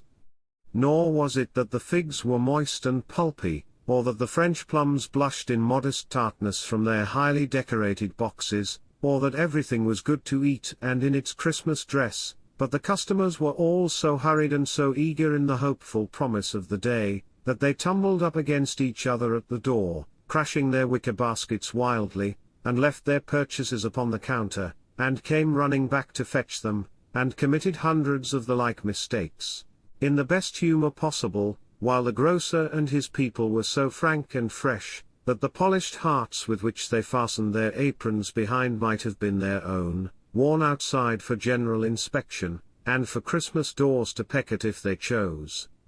But soon the steeples called good people all to church and chapel, and away they came, flocking through the streets in their best clothes, and with their gayest faces. And at the same time there emerged, from scores of by-streets, lanes, and nameless turnings, innumerable people, carrying their dinners to the bakers' shops. The sight of these poor revellers appeared to interest the spirit very much, for he stood with Scrooge beside him in a baker's doorway, and, taking off the covers as their bearers passed, sprinkled incense on their dinners from his torch. And it was a very uncommon kind of torch, for once or twice, when there were angry words between some dinner carriers who had jostled each other, he shed a few drops of water on them from it, and their good humour was restored directly. For they said, it was a shame to quarrel upon Christmas Day. And so it was. God love it, so it was. In time the bells ceased, and the bakers were shut up, and yet there was a genial shadowing forth of all these dinners, and the progress of their cooking, in the thawed blotch of wet above each baker's oven, where the pavement smoked as if its stones were cooking too. Is there a peculiar flavour in what you sprinkle from your torch? Asked Scrooge. There is. My own? Would it apply to any kind of dinner on this day? Asked Scrooge. To any kindly given. To a poor one most. Why to a poor one most? Asked Scrooge. Because it needs it most. Spirit, said Scrooge after a moment's thought. I wonder you, of all the beings in the many worlds about us, should desire to cramp these people's opportunities of innocent enjoyment. Aye, cried the spirit. You would deprive them of their means of dining every seventh day, often the only day on which they can be said to dine at all, said Scrooge, wouldn't you? Aye, cried the spirit. You seek to close these places on the seventh day, said Scrooge. And it comes to the same thing. I seek, exclaimed the spirit. Forgive me if I am wrong. It has been done in your name, or at least in that of your family, said Scrooge. There are some upon this earth of yours, returned the spirit, who lay claim to know us, and who do their deeds of passion, pride, ill will, hatred, envy, bigotry, and selfishness in our name, who are as strange to us, and all our kith and kin, as if they had never lived. Remember that, and charge their doings on themselves, not us. Scrooge promised that he would, and they went on, invisible, as they had been before, into the suburbs of the town. It was a remarkable quality of the ghost, which Scrooge had observed at the baker's, that, notwithstanding his gigantic size, he could accommodate himself to any place with ease, and that he stood beneath a low roof quite as gracefully and like a supernatural creature as it was possible he could have done in any lofty hall. And perhaps it was the pleasure the good spirit had in showing off this power of his, or else it was his own kind, generous, hearty nature, and his sympathy with all poor men, that led him straight to Scrooge's clerks, for there he went, and took Scrooge with him, holding to his robe, and, on the threshold of the door, the spirit smiled, and stopped to bless Bob Cratchit's dwelling with the sprinklings of his torch. Think of that! Bob had but 15 bob a week himself, he pocketed on Saturdays but 15 copies of his Christian name, and yet the ghost of Christmas present blessed his 4-roomed house. Then up rose Mrs. Cratchit, Cratchit's wife, dressed out but poorly in a twice-turned gown, but brave in ribbons, which are cheap, and make a goodly show for sixpence, and she laid the cloth, assisted by Belinda Cratchit, second of her daughters, also brave in ribbons, while Master Peter Cratchit plunged a fork into the saucepan of potatoes, and, getting the corners of his monstrous shirt collar, Bob's private property, conferred upon his son and heir in honour of the day, into his mouth, rejoiced to find himself so gallantly attired, and yearned to show his linen in the fashionable parks. And now 2 smaller Cratchits, boy and girl, came tearing in, screaming that outside the baker's they had smelt the goose, and known it for their own, and, basking in luxurious thoughts of sage and onion, these young Cratchits danced about the table, and exalted Master Peter Cratchit to the skies, while he, not proud, although his collars nearly choked him, blew the fire, until the slow potatoes, bubbling up, knocked loudly at the saucepan lid to be let out and peeled. "What has ever got your precious father, then?" said Mrs. Cratchit. "And your brother, Tiny Tim? And Martha warn't as late last Christmas Day by half an hour." "Here's Martha, mother," said a girl, appearing as she spoke. "Here's Martha, mother," cried the two young Cratchits. "Hurrah! There's such a goose, Martha." "Why, bless your heart alive, my dear, how late you are," said Mrs. Cratchit, kissing her a dozen times, and taking off her shawl and bonnet for her with officious zeal. "We'd a deal of work to finish up last night," replied the girl, "and had to clear away this morning, mother." "Well? Never mind so long as you are come," said Mrs. Cratchit. "Sit ye down before the fire, my dear, and have a warm, Lord bless ye." "No, no. There's father coming," cried the two young Cratchits, who were everywhere at once. "Hide, Martha, hide." So Martha hid herself, and in came little Bob, the father, with at least 3 feet of comforter, exclusive of the fringe, hanging down before him, and his threadbare clothes darned up and brushed to look seasonable, and Tiny Tim upon his shoulder. Alas for Tiny Tim, he bore a little crutch, and had his limbs supported by an iron frame. "Why, where's our Martha?" cried Bob Cratchit, looking round. "Not coming," said Mrs. Cratchit. "Not coming," said Bob with a sudden declension in his high spirits, for he had been Tim's blood horse all the way from church, and had come home rampant. "Not coming upon Christmas Day." Martha didn't like to see him disappointed, if it were only in joke, so she came out prematurely from behind the closet door, and ran into his arms, while the two young Cratchits hustled Tiny Tim, and bore him off into the wash-house, that he might hear the pudding singing in the copper. "And how did little Tim behave?" asked Mrs. Cratchit when she had rallied Bob on his credulity, and Bob had hugged his daughter to his heart's content. "As good as gold," said Bob, "and better. Somehow, he gets thoughtful, sitting by himself so much, and thinks the strangest things you ever heard. He told me, coming home, that he hoped the people saw him in the church, because he was a cripple, and it might be pleasant to them to remember upon Christmas Day who made lame beggars walk and blind men see." Bob's voice was tremulous when he told them this, and trembled more when he said that Tiny Tim was growing strong and hearty.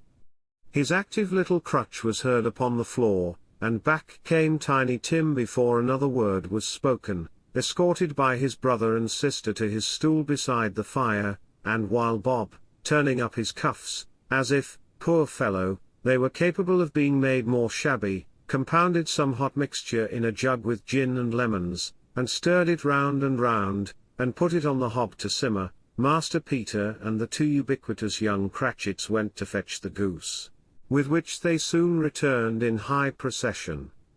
Such a bustle ensued that you might have thought a goose the rarest of all birds, a feathered phenomenon, to which a black swan was a matter of course, and, in truth, it was something very like it in that house. Mrs. Cratchit made the gravy, ready beforehand in a little saucepan, hissing hot. Master Peter mashed the potatoes with incredible vigor, Miss Belinda sweetened up the apple sauce, Martha dusted the hot plates, Bob took Tiny Tim beside him in a tiny corner at the table, the two young Cratchits set chairs for everybody, not forgetting themselves, and, mounting guard upon their posts, crammed spoons into their mouths, lest they should shriek for goose before their turn came to be helped. At last the dishes were set on, and grace was said. It was succeeded by a breathless pause, as Mrs. Cratchit, looking slowly all along the carving knife, prepared to plunge it in the breast, but when she did, and when the long-expected gush of stuffing issued forth, one murmur of delight arose all round the board, and even Tiny Tim, excited by the two young Cratchits, beat on the table with the handle of his knife, and feebly cried hurrah. There never was such a goose. Bob said he didn't believe there ever was such a goose cooked. Its tenderness and flavour, size and cheapness, were the themes of universal admiration. Eked out by apple sauce and mashed potatoes, it was a sufficient dinner for the whole family. Indeed, as Mrs. Cratchit said with great delight, surveying one small atom of a bone upon the dish, they hadn't ate it all at last. Yet every one had had enough, and the youngest Cratchits, in particular, were steeped in sage and onion to the eyebrows. But now, the plates being changed by Miss Belinda, Mrs. Cratchit left the room alone, too nervous to bear witnesses, to take the pudding up, and bring it in. Suppose it should not be done enough. Suppose it should break in turning out. Suppose somebody should have got over the wall of the backyard and stolen it, while they were merry with the goose, a supposition at which the two young Cratchits became livid. All sorts of horrors were supposed. Hullo! A great deal of steam. The pudding was out of the copper. A smell like a washing day. That was the cloth. A smell like an eating house and a pastry cook's next door to each other, with a laundress's next door to that. That was the pudding. In half a minute Mrs. Cratchit entered, flushed, but smiling proudly, with the pudding, like a speckled cannon ball, so hard and firm, blazing in half a quartern of ignited brandy, and bedight with Christmas holly stuck into the top. Oh, a wonderful pudding! Bob Cratchit said, and calmly too, that he regarded it as the greatest success achieved by Mrs. Cratchit since their marriage. Mrs. Cratchit said that, now the weight was off her mind, she would confess she had her doubts about the quantity of flour. Everybody had something to say about it, but nobody said or thought it was at all a small pudding for a large family. It would have been flat heresy to do so. Any Cratchit would have blushed to hint at such a thing. At last the dinner was all done, the cloth was cleared, the hearth swept, and the fire made up. The compound in the jug being tasted, and considered perfect, apples and oranges were put upon the table, and a shovelful of chestnuts on the fire. Then all the Cratchit family drew round the hearth in what Bob Cratchit called a circle, meaning half a one, and at Bob Cratchit's elbow stood the family display of glass. 2 tumblers and a custard cup without a handle. These held the hot stuff from the jug, however, as well as golden goblets would have done, and Bob served it out with beaming looks, while the chestnuts on the fire sputtered and cracked noisily. Then Bob proposed. "A Merry Christmas to us all, my dears. God bless us." Which all the family re-echoed. "God bless us every one," said Tiny Tim, the last of all. He sat very close to his father's side, upon his little stool. Bob held his withered little hand in his, as if he loved the child, and wished to keep him by his side, and dreaded that he might be taken from him. "Spirit," said Scrooge with an interest he had never felt before, "tell me if Tiny Tim will live." "I see a vacant seat," replied the ghost, "in the poor chimney corner, and a crutch without an owner, carefully preserved. If these shadows remain unaltered by the future, the child will die." "No, no," said Scrooge. "Oh, no, kind spirit. Say he will be spared. If these shadows remain unaltered by the future, none other of my race," returned the ghost, "will find him here." "What then?" "If he be like to die, he had better do it, and decrease the surplus population." Scrooge hung his head to hear his own words quoted by the spirit, and was overcome with penitence and grief. "Man," said the ghost, "if man you be in heart, not adamant, forbear that wicked cant until you have discovered what the surplus is, and where it is. Will you decide what men shall live, what men shall die? It may be that, in the sight of heaven, you are more worthless and less fit to live than millions like this poor man's child. O God! To hear the insect on the leaf pronouncing on the too much life among his hungry brothers in the dust. Scrooge bent before the ghost's rebuke, and, trembling, cast his eyes upon the ground. But he raised them speedily on hearing his own name. "Mr. Scrooge," said Bob. "I'll give you Mr. Scrooge, the founder of the feast." "The founder of the feast, indeed," cried Mrs. Cratchit, reddening. "I wish I had him here. I'd give him a piece of my mind to feast upon, and I hope he'd have a good appetite for it." "My dear," said Bob, "the children. Christmas Day." "It should be Christmas Day, I am sure," said she, "on which one drinks the health of such an odious, stingy, hard, unfeeling man as Mr. Scrooge. You know he is, Robert. Nobody knows it better than you do, poor fellow." "My dear," was Bob's mild answer. "Christmas Day. I'll drink his health for your sake and the day's," said Mrs. Cratchit, "not for his. Long life to him. A Merry Christmas and a Happy New Year. He'll be very merry and very happy, I have no doubt." The children drank the toast after her. It was the first of their proceedings which had no heartiness in it. Tiny Tim drank it last of all, but he didn't care twopence for it. Scrooge was the ogre of the family. The mention of his name cast a dark shadow on the party, which was not dispelled for full 5 minutes. After it had passed away they were 10 times merrier than before, from the mere relief of Scrooge the baleful being done with. Bob Cratchit told them how he had a situation in his eye for Master Peter, which would bring in, if obtained, full 5 and 6pence weekly.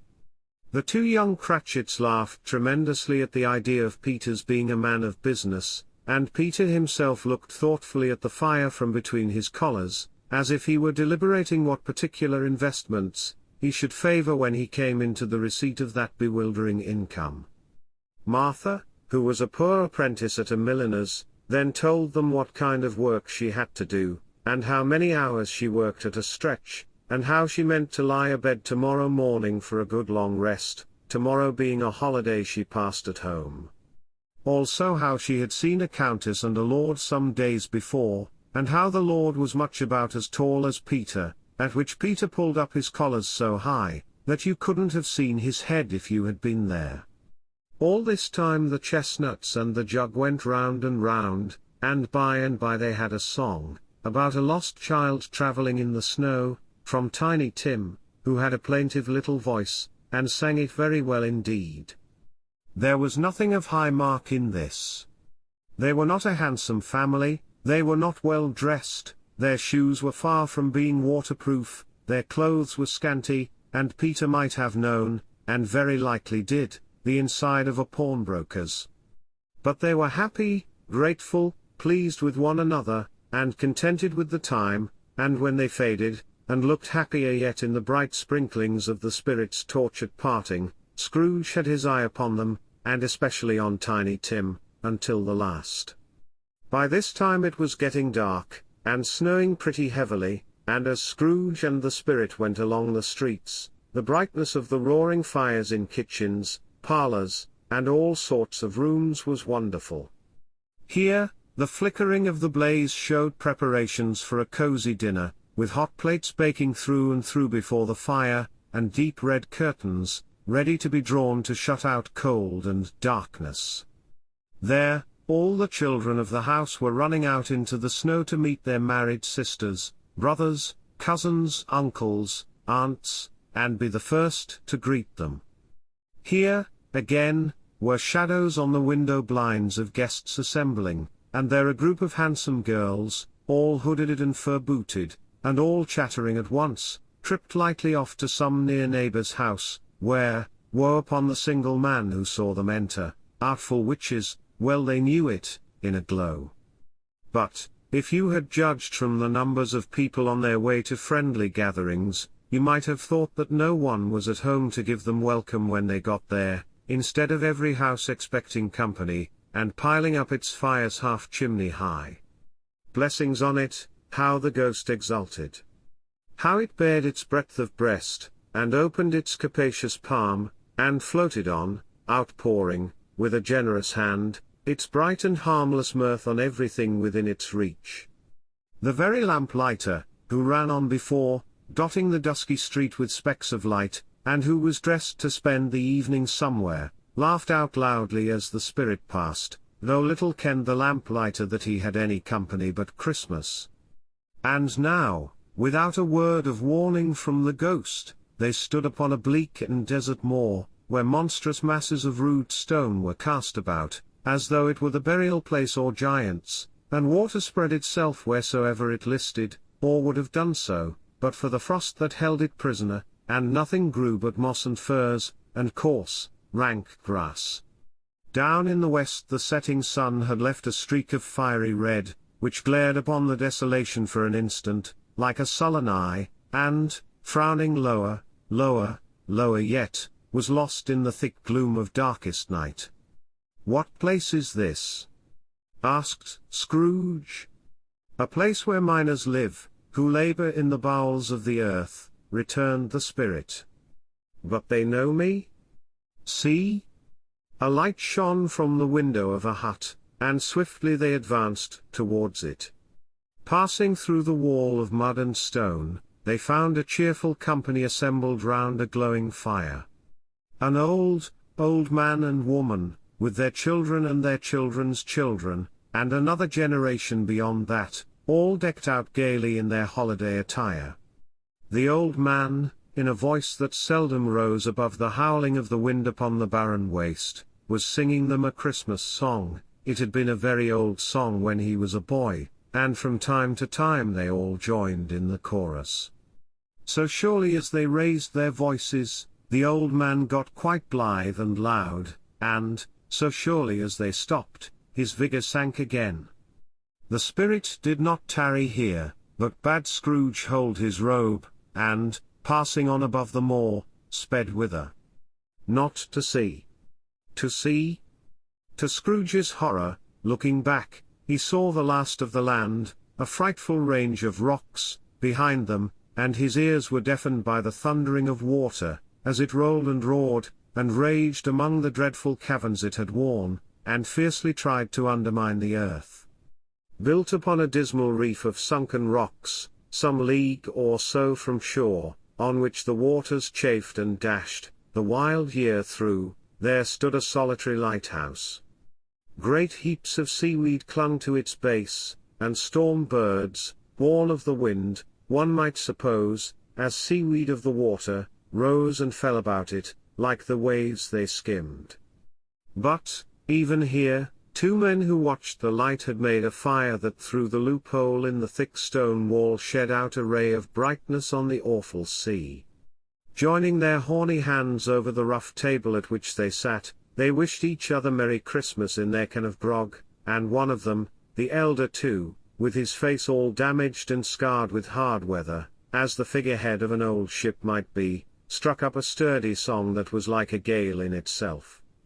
Again the ghost sped on, above the black and heaving sea, on, until, being far away, as he told Scrooge, from any shore, they lighted on a ship.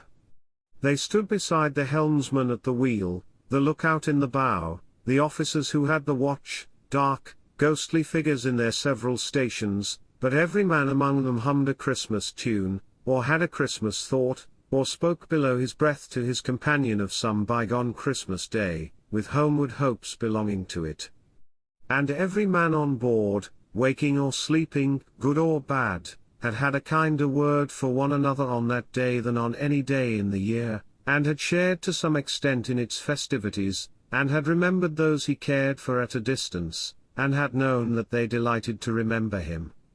It was a great surprise to Scrooge, while listening to the moaning of the wind, and thinking what a solemn thing it was to move on through the lonely darkness over an unknown abyss, whose depths were secrets as profound as death, it was a great surprise to Scrooge, while thus engaged, to hear a hearty laugh.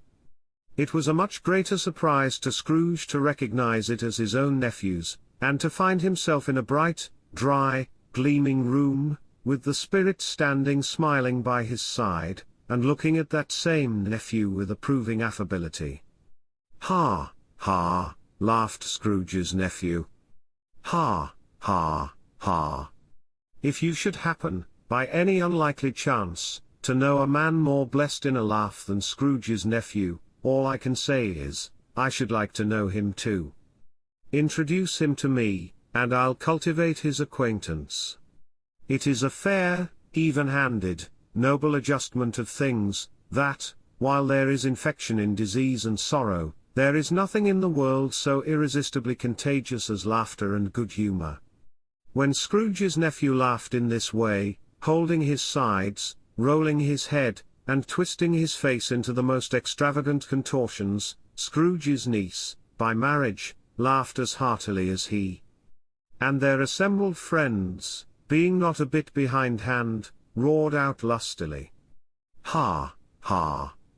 Ha, ha, ha, ha! He said that Christmas was a humbug, as I live," cried Scrooge's nephew. "He believed it, too." "More shame for him, Fred," said Scrooge's niece indignantly. "Bless those women. They never do anything by halves. They are always in earnest. She was very pretty, exceedingly pretty. With a dimpled, surprised-looking, capital face, a ripe little mouth, that seemed made to be kissed, as no doubt it was, all kinds of good little dots about her chin, that melted into one another when she laughed, and the sunniest pair of eyes you ever saw in any little creature's head. Altogether she was what you would have called provoking, you know, but satisfactory, too. Oh, perfectly satisfactory." "He's a comical old fellow," said Scrooge's nephew, "that's the truth, and not so pleasant as he might be. However, his offences carry their own punishment, and I have nothing to say against him." "I'm sure he is very rich, Fred," hinted Scrooge's niece. "At least, you always tell me so." "What of that, my dear?" said Scrooge's nephew. "His wealth is of no use to him. He don't do any good with it. He don't make himself comfortable with it. He hasn't the satisfaction of thinking, ha, ha, ha, that he is ever going to benefit us with it." "I have no patience with him," observed Scrooge's niece. Scrooge's niece's sisters, and all the other ladies, expressed the same opinion. "Oh, I have," said Scrooge's nephew. "I am sorry for him, I couldn't be angry with him if I tried. Who suffers by his ill whims? Himself, always. Here he takes it into his head to dislike us, and he won't come and dine with us. What's the consequence? He don't lose much of a dinner." "Indeed, I think he loses a very good dinner," interrupted Scrooge's niece. Everybody else said the same, and they must be allowed to have been competent judges, because they had just had dinner, and, with the dessert upon the table, were clustered round the fire, by lamplight. "Well? I am very glad to hear it," said Scrooge's nephew, "because I haven't any great faith in these young housekeepers. What do you say, Topper?" Topper had clearly got his eye upon one of Scrooge's niece's sisters, for he answered that a bachelor was a wretched outcast, who had no right to express an opinion on the subject. Whereat Scrooge's niece's sister, the plump one with the lace tucker, not the one with the roses, blushed. "Do go on, Fred," said Scrooge's niece, clapping her hands. "He never finishes what he begins to say. He is such a ridiculous fellow." Scrooge's nephew revelled in another laugh, and, as it was impossible to keep the infection off, though the plump sister tried hard to do it with aromatic vinegar, his example was unanimously followed. "I was only going to say," said Scrooge's nephew, "that the consequence of his taking a dislike to us, and not making merry with us, is, as I think, that he loses some pleasant moments, which could do him no harm. I am sure he loses pleasanter companions than he can find in his own thoughts, either in his mouldy old office or his dusty chambers. I mean to give him the same chance every year, whether he likes it or not, for I pity him. He may rail at Christmas till he dies, but he can't help thinking better of it. I defy him, if he finds me going there in good temper, year after year, and saying, "Uncle Scrooge, how are you?" If it only puts him in the vein to leave his poor clerk £50, that's something, and I think I shook him yesterday. It was their turn to laugh, now, at the notion of his shaking Scrooge. But, being thoroughly good-natured, and not much caring what they laughed at, so that they laughed at any rate, he encouraged them in their merriment, and passed the bottle, joyously. After tea they had some music. For they were a musical family, and knew what they were about when they sung a glee or catch, I can assure you, especially Topper, who could growl away in the bass like a good one, and never swell the large veins in his forehead, or get red in the face over it. Scrooge's niece played well upon the harp, and played, among other tunes, a simple little air, a mere nothing, you might learn to whistle it in 2 minutes, which had been familiar to the child who fetched Scrooge from the boarding school, as he had been reminded by the ghost of Christmas past. When this strain of music sounded, all the things that ghost had shown him came upon his mind. He softened more and more, and thought that if he could have listened to it often, years ago, he might have cultivated the kindnesses of life for his own happiness with his own hands, without resorting to the sexton's spade that buried Jacob Marley. But they didn't devote the whole evening to music. After a while they played at forfeits, for it is good to be children sometimes, and never better than at Christmas, when its mighty founder was a child himself. Stop. There was first a game at blind man's buff. Of course there was. And I no more believe Topper was really blind than I believe he had eyes in his boots. My opinion is, that it was a done thing between him and Scrooge's nephew, and that the ghost of Christmas present knew it. The way he went after that plump sister in the lace tucker was an outrage on the credulity of human nature. Knocking down the fire irons, tumbling over the chairs, bumping up against the piano, smothering himself amongst the curtains, wherever she went, there went he. He always knew where the plump sister was. He wouldn't catch anybody else. If you had fallen up against him, as some of them did, on purpose, he would have made a feint of endeavoring to seize you, which would have been an affront to your understanding, and would instantly have sidled off in the direction of the plump sister. She often cried out that it wasn't fair, and it really was not. But when, at last, he caught her, when, in spite of all her silken rustlings, and her rapid flutterings past him, he got her into a corner whence there was no escape, then his conduct was the most execrable. For his pretending not to know her, his pretending that it was necessary to touch her headdress, and further to assure himself of her identity by pressing a certain ring upon her finger, and a certain chain about her neck, was vile, monstrous. No doubt she told him her opinion of it when, another blind man being in office, they were so very confidential together behind the curtains. Scrooge's niece was not one of the blind man's buff party, but was made comfortable with a large chair and a footstool, in a snug corner where the ghost and Scrooge were close behind her. But she joined in the forfeits, and loved her love to admiration with all the letters of the alphabet. Likewise at the game of how, when, and where, she was very great, and, to the secret joy of Scrooge's nephew, beat her sisters hollow, though they were sharp girls too, as Topper could have told you. There might have been 20 people there, young and old, but they all played, and so did Scrooge, for, wholly forgetting, in the interest he had in what was going on, that his voice made no sound in their ears, he sometimes came out with his guess quite loud, and very often guessed right, too, for the sharpest needle, best Whitechapel, warranted not to cut in the eye, was not sharper than Scrooge, blunt as he took it in his head to be. The ghost was greatly pleased to find him in this mood, and looked upon him with such favour, that he begged like a boy to be allowed to stay until the guests departed. But this the spirit said could not be done. "Here is a new game," said Scrooge. "1 half-hour, spirit, only one."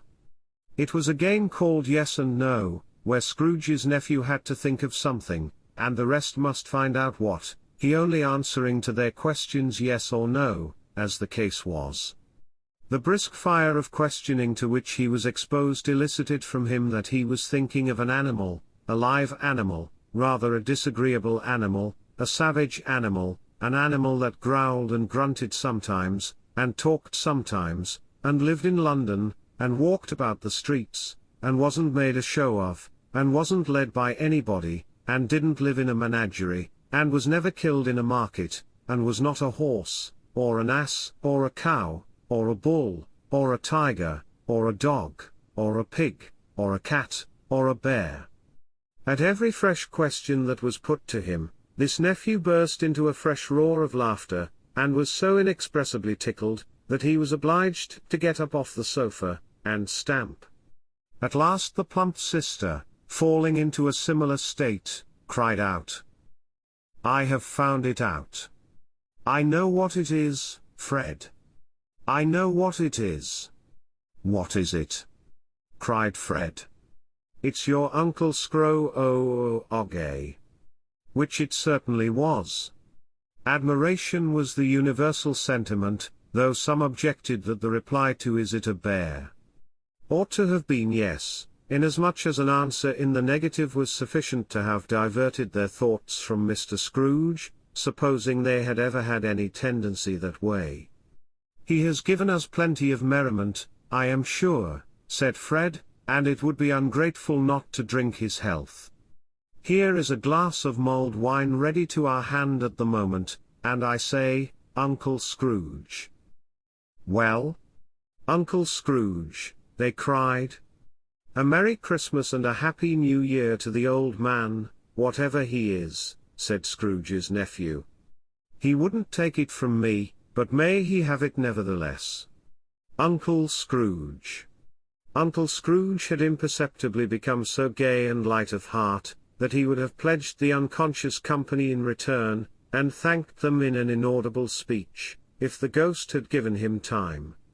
But the whole scene passed off in the breath of the last words spoken by his nephew, and he and the spirit were again upon their travels.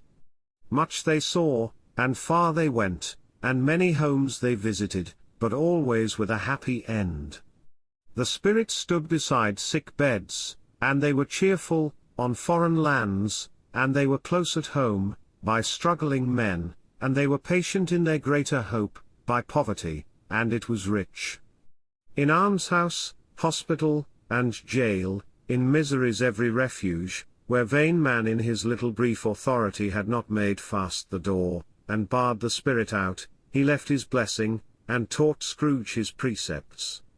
It was a long night, if it were only a night, but Scrooge had his doubts of this, because the Christmas holidays appeared to be condensed into the space of time they passed together. It was strange, too, that, while Scrooge remained unaltered in his outward form, the ghost grew older, clearly older.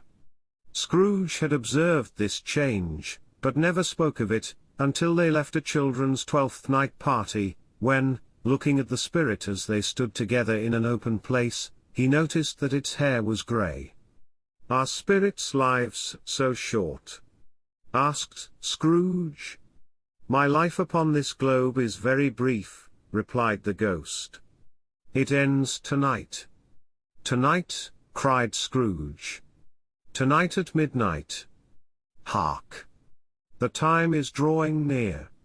The chimes were ringing the 11:15 at that moment.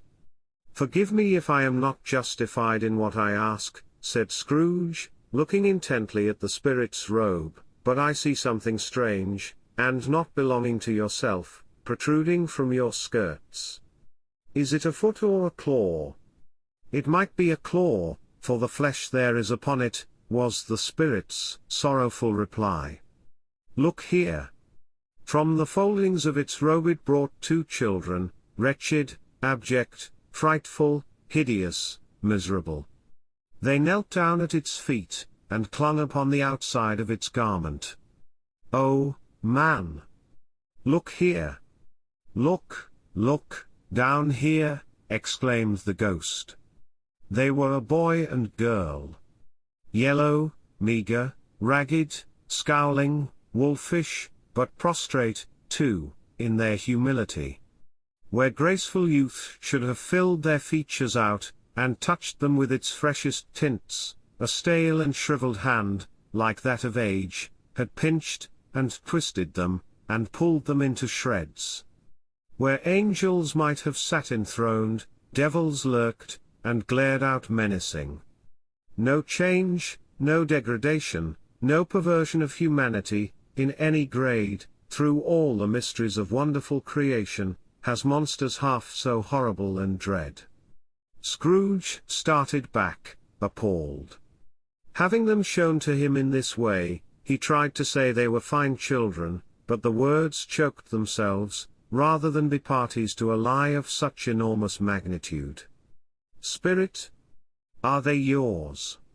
Scrooge could say no more. They are man's, said the spirit, looking down upon them. And they cling to me, appealing from their fathers. This boy is ignorance. This girl is want. Beware of them both, and all of their degree, but most of all beware this boy, for on his brow I see that written which is doom, unless the writing be erased. Deny it, cried the spirit, stretching out its hand towards the city. Slander those who tell it ye. Admit it for your factious purposes, and make it worse. And bide the end. Have they no refuge or resource? Cried Scrooge. Are there no prisons? Said the spirit, turning on him for the last time with his own words. Are there no workhouses? The bell struck 12. Scrooge looked about him for the ghost, and saw it not. As the last stroke ceased to vibrate, he remembered the prediction of old Jacob Marley, and, lifting up his eyes, beheld a solemn phantom, draped and hooded, coming like a mist along the ground towards him. Chapter 4. The Last of the Spirits. The phantom slowly, gravely, silently approached. When it came near him, Scrooge bent down upon his knee, for in the very air through which this spirit moved it seemed to scatter gloom and mystery. It was shrouded in a deep, black garment, which concealed its head, its face, its form, and left nothing of it visible, save one outstretched hand. But for this, it would have been difficult to detach its figure from the night, and separate it from the darkness by which it was surrounded. He felt that it was tall and stately when it came beside him, and that its mysterious presence filled him with a solemn dread. He knew no more, for the spirit neither spoke nor moved. "I am in the presence of the ghost of Christmas yet to come," said Scrooge. The spirit answered not, but pointed onward with its hand. "You are about to show me shadows of the things that have not happened, but will happen in the time before us," Scrooge pursued. "Is that so, spirit?" The upper portion of the garment was contracted for an instant in its folds, as if the spirit had inclined its head. That was the only answer he received. Although well used to ghostly company by this time, Scrooge feared the silent shape so much that his legs trembled beneath him, and he found that he could hardly stand when he prepared to follow it. The spirit paused a moment, as observing his condition, and giving him time to recover. But Scrooge was all the worse for this. It thrilled him with a vague uncertain horror to know that, behind the dusky shroud, there were ghostly eyes intently fixed upon him, while he, though he stretched his own to the utmost, could see nothing but a spectral hand and one great heap of black. "Ghost of the future," he exclaimed, I fear you more than any spectre I have seen. But, as I know your purpose is to do me good, and as I hope to live to be another man from what I was, I am prepared to bear you company, and do it with a thankful heart. Will you not speak to me?" It gave him no reply. The hand was pointed straight before them. "Lead on," said Scrooge. "Lead on. The night is waning fast, and it is precious time to me, I know. Lead on, spirit." The phantom moved away as it had come towards him. Scrooge followed in the shadow of its dress, which bore him up, he thought, and carried him along. They scarcely seemed to enter the city, for the city rather seemed to spring up about them, and encompass them of its own act. But there they were in the heart of it, on 'Change, amongst the merchants, who hurried up and down, and chinked the money in their pockets, and conversed in groups, and looked at their watches, and trifled thoughtfully with their great gold seals, and so forth, as Scrooge had seen them often. The spirit stopped beside one little knot of business men. Observing that the hand was pointed to them, Scrooge advanced to listen to their talk. "No," said a great fat man with a monstrous chin, "I don't know much about it either way. I only know he's dead." "When did he die?" inquired another. "Last night, I believe." "Why, what was the matter with him?" asked a third, taking a vast quantity of snuff out of a very large snuff-box. "I thought he'd never die." "God knows," said the first with a yawn. "What has he done with his money?" asked a red-faced gentleman with a pendulous excrescence on the end of his nose, that shook like the gills of a turkey cock. "I haven't heard," said the man with the large chin, yawning again. "Left it to his company, perhaps. He hasn't left it to me. That's all I know." This pleasantry was received with a general laugh. "It's likely to be a very cheap funeral," said the same speaker, "for, upon my life, I don't know of anybody to go to it. Suppose we make up a party, and volunteer?" "I don't mind going if a lunch is provided," observed the gentleman with the excrescence on his nose. "But I must be fed if I make one." Another laugh. "Well, I am the most disinterested among you, after all," said the first speaker, "for I never wear black gloves, and I never eat lunch. But I'll offer to go if anybody else will.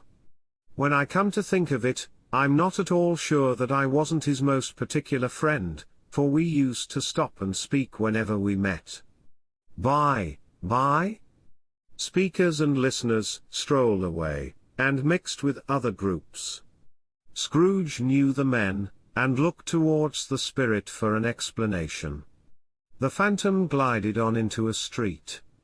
Its finger pointed to two persons meeting. Scrooge listened again, thinking that the explanation might lie here. He knew these men, also, perfectly. They were men of business, very wealthy, and of great importance.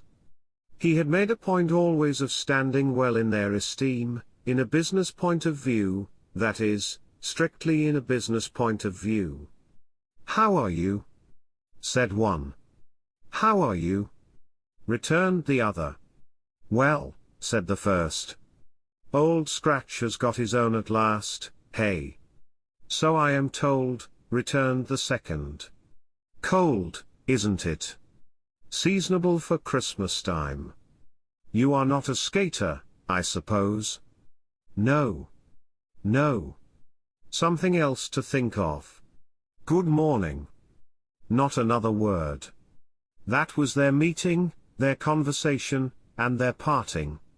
Scrooge was at first inclined to be surprised that the spirit should attach importance to conversations apparently so trivial, but, feeling assured that they must have some hidden purpose, he set himself to consider what it was likely to be.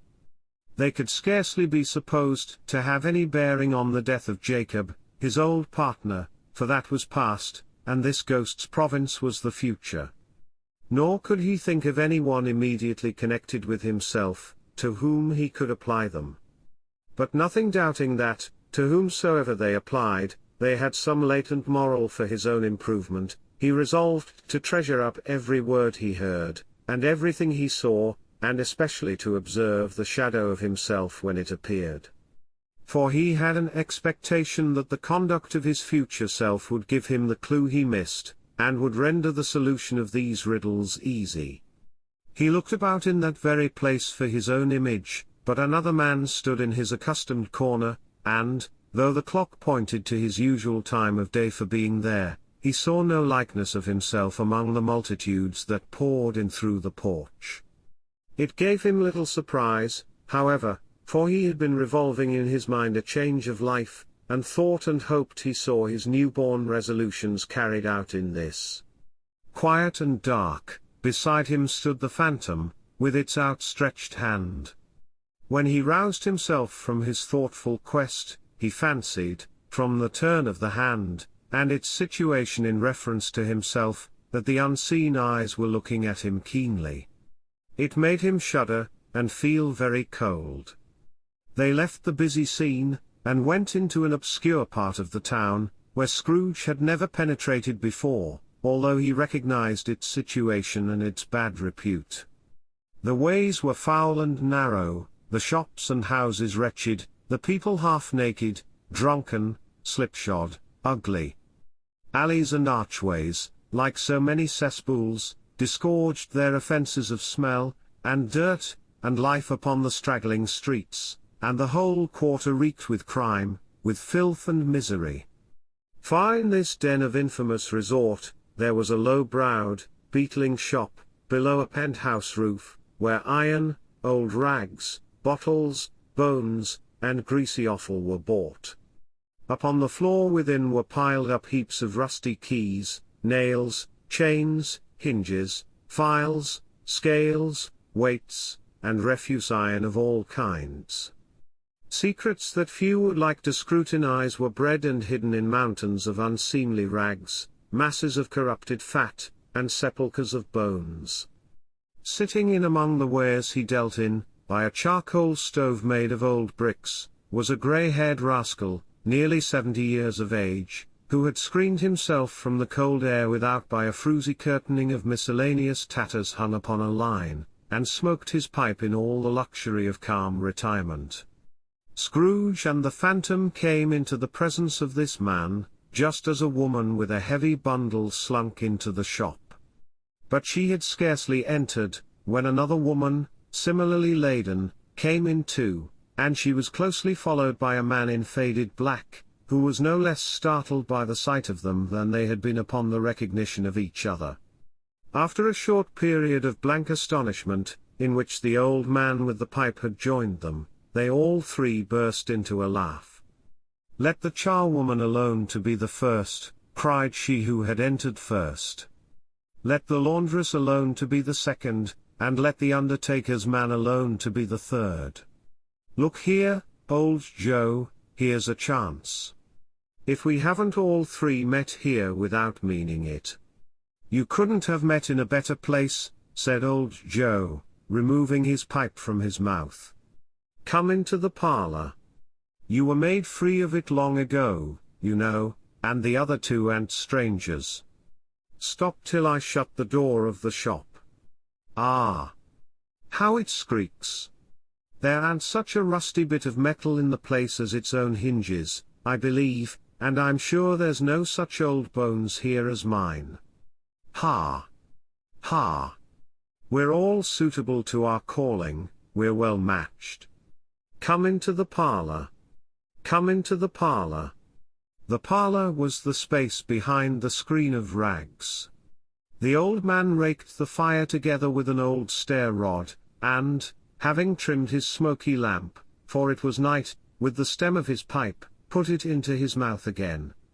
While he did this, the woman who had already spoken threw her bundle on the floor, and sat down in a flaunting manner on a stool, crossing her elbows on her knees, and looking with a bold defiance at the other two. "What odds, then? What odds, Mrs. Dilber? said the woman. Every person has a right to take care of themselves. He always did. That's true, indeed, said the laundress. No man more so? Why, then, don't stand staring as if you was afraid, woman. Who's the wiser? We're not going to pick holes in each other's coats, I suppose. No, indeed, said Mrs. Dilber and the man together. We should hope not. Very well, then, cried the woman. That's enough. Who's the worse for the loss of a few things like these? Not a dead man, I suppose. No, indeed, said Mrs. Dilber, laughing. If he wanted to keep 'em after he was dead, a wicked old screw, pursued the woman, why wasn't he natural in his lifetime?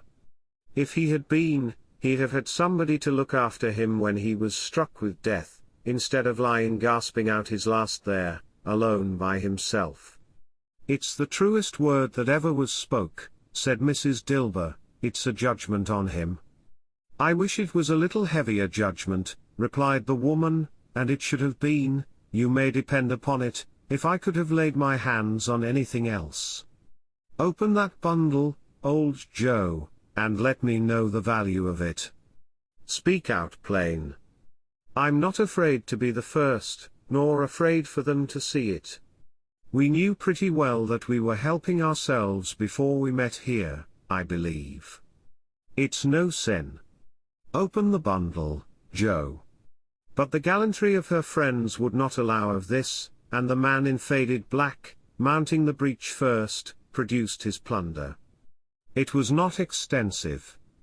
A seal or two, a pencil case, a pair of sleeve buttons, and a brooch of no great value, were all. They were severally examined and appraised by old Joe, who chalked the sums he was disposed to give for each upon the wall, and added them up into a total when he found that there was nothing more to come. That's your account, said Joe, and I wouldn't give another sixpence, if I was to be boiled for not doing it. Who's next? Mrs. Dilber was next. Sheets and towels, a little wearing apparel, 2 old-fashioned silver teaspoons, a pair of sugar tongs, and a few boots. Her account was stated on the wall in the same manner. I always give too much to ladies. It's a weakness of mine, and that's the way I ruin myself, said old Joe. That's your account. If you asked me for another penny, and made it an open question, I'd repent of being so liberal, and knock off half a crown. And now undo my bundle, Joe, said the first woman. Joe went down on his knees for the greater convenience of opening it, and, having unfastened a great many knots, dragged out a large heavy roll of some dark stuff. What do you call this? Said Joe. Bed curtains. Ah! Returned the woman, laughing and leaning forward on her crossed arms. Bed curtains. You don't mean to say you took 'em down, rings and all, with him lying there? Said Joe. Yes, I do, replied the woman. Why not? You were born to make your fortune, said Joe, and you'll certainly do it. I certainly shan't hold my hand, when I can get anything in it by reaching it out, for the sake of such a man as he was, I promise you, Joe, returned the woman coolly. Don't drop that oil upon the blankets, now. His blankets? Asked Joe. Whose else's do you think? Replied the woman. He isn't likely to take cold without 'em, I dare say. I hope he didn't die of anything catching. Eh? Said old Joe, stopping in his work, and looking up. Don't you be afraid of that, returned the woman. I ain't so fond of his company that I'd loiter about him for such things if he did. Ah! You may look through that shirt till your eyes ache, but you won't find a hole in it, nor a threadbare place. It's the best he had, and a fine one too. They'd have wasted it, if it hadn't been for me." "What do you call wasting of it?" asked old Joe. "Putting it on him to be buried in, to be sure," replied the woman with a laugh. "Somebody was fool enough to do it, but I took it off again. If calico ain't good enough for such a purpose, it isn't good enough for anything. It's quite as becoming to the body. He can't look uglier than he did in that one." Scrooge listened to this dialogue in horror. As they sat grouped about their spoil, in the scanty light afforded by the old man's lamp, he viewed them with a detestation and disgust which could hardly have been greater, though they had been obscene demons, marketing the corpse itself. "Ha, ha," laughed the same woman when old Joe, producing a flannel bag with money in it, told out their several gains upon the ground. "This is the end of it, you see. He frightened every one away from him when he was alive, to profit us when he was dead. Ha, ha, ha." "Spirit," said Scrooge, shuddering from head to foot. I see, I see. The case of this unhappy man might be my own. My life tends that way now. Merciful heaven, what is this?" He recoiled in terror, for the scene had changed, and now he almost touched a bed, a bare, uncurtained bed, on which, beneath a ragged sheet, there lay a something covered up, which, though it was dumb, announced itself in awful language. The room was very dark, too dark to be observed with any accuracy, though Scrooge glanced round it in obedience to a secret impulse, anxious to know what kind of room it was. A pale light, rising in the outer air, fell straight upon the bed, and on it, plundered and bereft, unwatched, unwept, uncared for, was the body of this man. Scrooge glanced towards the phantom. Its steady hand was pointed to the head. The cover was so carelessly adjusted that the slightest raising of it, the motion of a finger upon Scrooge's part, would have disclosed the face. He thought of it, felt how easy it would be to do, and longed to do it, but had no more power to withdraw the veil than to dismiss the spectre at his side. "Oh, cold, cold, rigid, dreadful death, set up thine altar here, and dress it with such terrors as thou hast at thy command, for this is thy dominion. But of the loved, revered, and honoured head thou canst not turn one hair to thy dread purposes, or make one feature odious.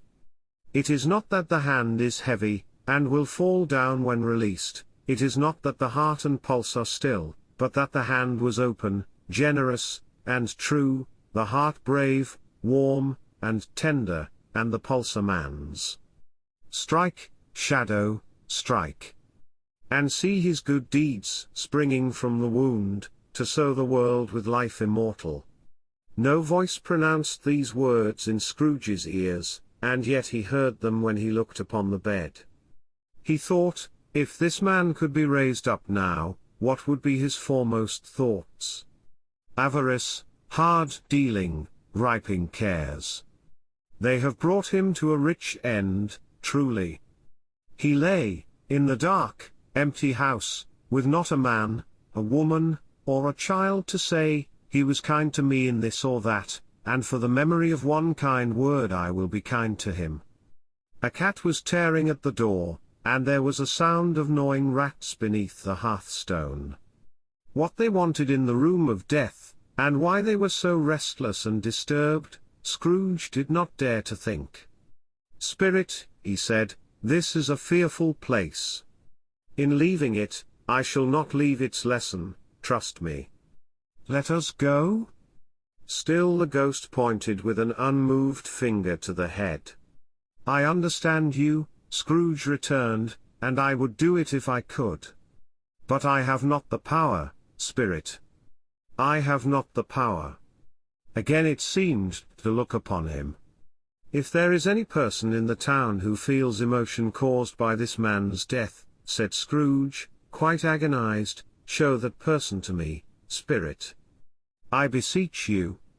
The phantom spread its dark robe before him for a moment, like a wing, and, withdrawing it, revealed a room by daylight, where a mother and her children were. She was expecting someone, and with anxious eagerness, for she walked up and down the room, started at every sound, looked out from the window, glanced at the clock, tried, but in vain, to work with her needle, and could hardly bear the voices of her children in their play. At length the long-expected knock was heard. She hurried to the door, and met her husband, a man whose face was careworn and depressed, though he was young. There was a remarkable expression in it now, a kind of serious delight of which he felt ashamed, and which he struggled to repress. He sat down to the dinner that had been hauling for him by the fire, and, when she asked him faintly what news, which was not until after a long silence, he appeared embarrassed how to answer. "Is it good," she said, "or bad?" "To help him." "Bad," he answered. "We are quite ruined." "No. There is hope yet, Caroline."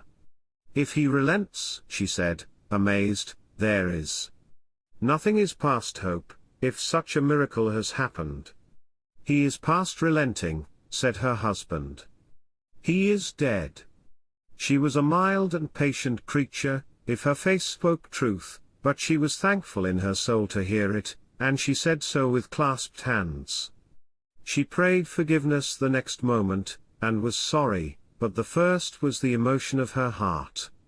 "What the half-drunken woman, whom I told you of last night, said to me when I tried to see him, and obtain a week's delay, and what I thought was a mere excuse to avoid me, turns out to have been quite true.